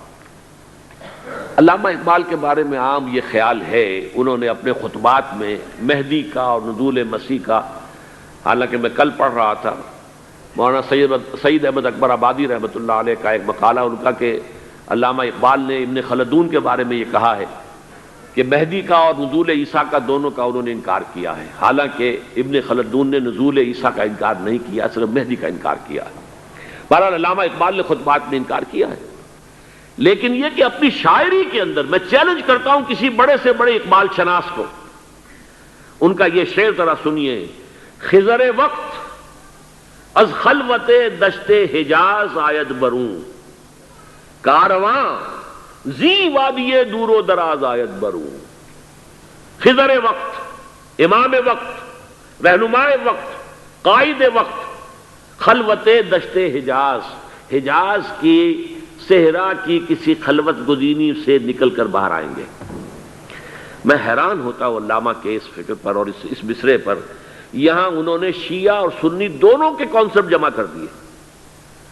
شیعہ کا کانسیپٹ یہ چھپے ہوئے کسی غار میں وہاں سے برآمد ہوں گے، اور ہمارا کانسیپٹ میں ام سلمہ رضی اللہ تعالیٰ عنہ کی حدیث سنا چکا، چھپے ہوئے ہوں گے وہ وہاں پر، مدینے سے نکل کر آ کر مکے میں چھپ جائیں گے۔ اس خانہ جنگی کی حالت میں لوگ ان کی طرف دیکھ رہے ہوں گے، سوچتے ہوں گے انہیں میدان میں آنا چاہیے، کوئی پارٹ پلے کرنا چاہیے، امت کی رہنمائی کرنی چاہیے، لیکن وہ چھپیں گے، وہ کارے ہوں گے، وہ اس ذمہ داری کو قبول نہیں کرنا چاہیں گے، جا کے چھپ جائیں گے مکے میں، وہاں سے مکے والے انہیں نکالیں گے، اور وہ کارے ہوں گے، انہیں بالکل یہ پسند نہیں ہوگا کہ یہ ذمہ داری اٹھائیں۔ تو خضر وقت از خلوت دشت حجاز آید بروں، کارواں زی وادی دور و دراز آید بروں۔ کارواں جو چلے گا ان کی مدد کے لیے اس وادی دور و دراز، اس عظیم وادی دور و دراز، یہ وادی سندھ ہے۔ وادی سندھ جو ہے ہم سمجھتے ہیں کہ صرف یہ پاکستان اور پنجاب جو ہے یہ اس میں شامل ہے، سندھ اور پنجاب نہیں، افغانستان کا پورا مشرقی علاقہ اس میں شامل ہے۔ جیسے دریائے جہلم سندھ میں جا رہا ہے، جیسے دریائے گلگت سندھ میں آ کر ملتا ہے، جیسے دریائے چناب اور راوی اور جہلم اور یہ سب جا رہے ہیں اور آ رہے ہیں، اسی طرح دریائے کابل کہاں سے آ رہا ہے، دریائے گومل کہاں سے آ رہا ہے، ٹوچی کہاں سے آ رہا ہے، یہ سارا جو ہے ڈرین جو ہو رہا ہے، ایسٹرن جو ہے پارٹ آف افغانستان، یہ سب وادی ہے۔ اس وادی کے یہ دو حصے ہیں، ایک حصہ جو ہے یہ ادھر پاکستان میں ہے، اور اسی وادی کا دوسرا حصہ جو ہے وہ افغانستان میں ہے۔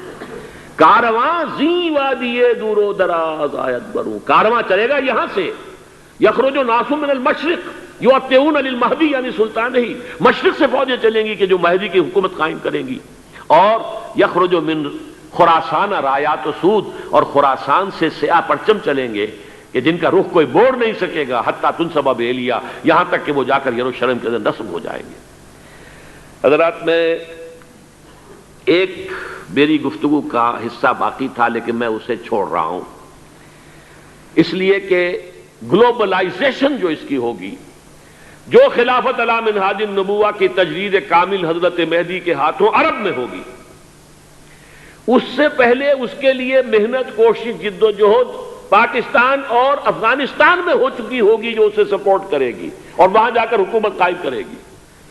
اس کے بعد گلوبلائزیشن کا جو مرحلہ اس کا ہے وہ حضرت مہدی کے ہاتھوں نہیں ہے، وہ حضرت عیسیٰ ابن مریم ان کے نزول کے بعد ہے، جن کے نزول کے بعد دجال کا خاتمہ ہوگا اور یہودیوں کا استحصال ہوگا، مسلمانوں پر بھی بڑی تکالیف عربوں پر آئیں گی، شدائد آئیں گے، لیکن یہ وہ میں حصہ جو اپنی گفتگو کا آج چھوڑ رہا ہوں، اس لیے کہ میں دیکھ رہا ہوں کہ بعض حضرات کا صبر کا پیمانہ اب لبریز ہو رہا ہے، تو میں اس حصے کو پھر ملتوی رکھتا ہوں کسی دوسری محفل اور کسی دوسری مجلس اور نشست پر۔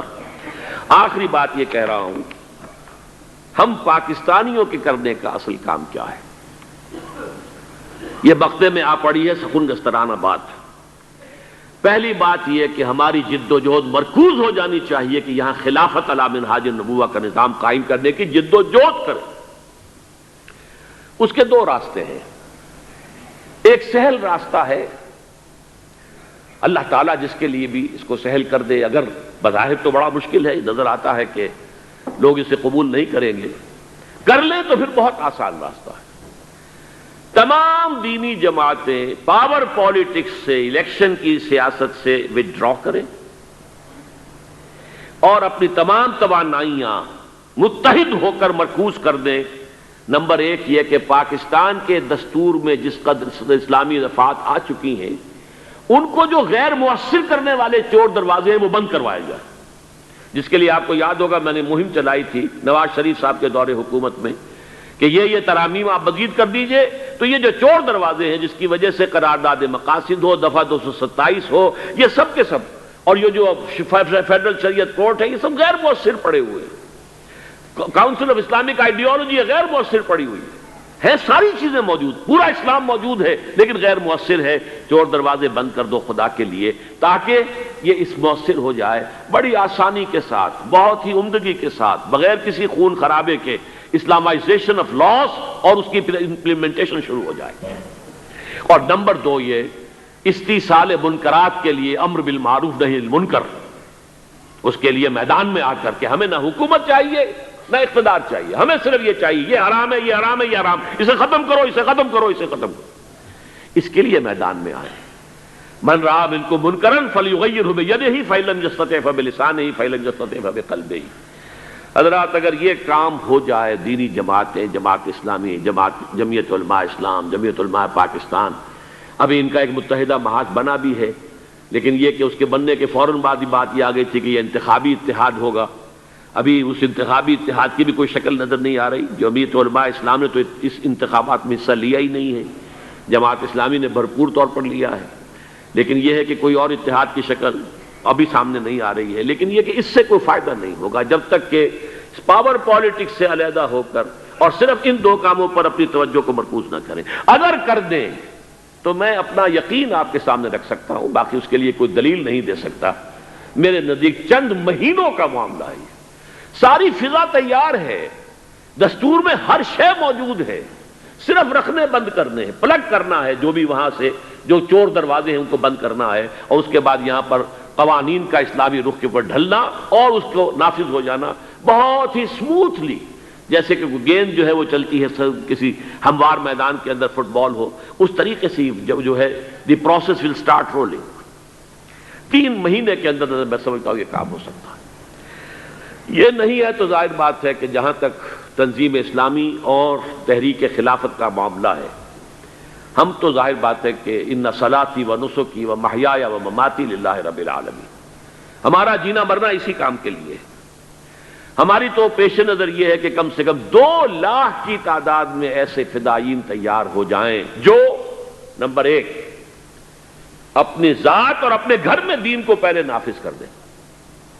سب سے کٹھن مرحلہ یہی ہے، اپنے آپ کو بدلنے کو لوگ تیار نہیں ہوتے، چاہتے پورا دنیا بدل جائے، پورا ملک بدل جائے، لیکن میں وہیں رہوں، زمین جنبت نہ جنبت گل محمد۔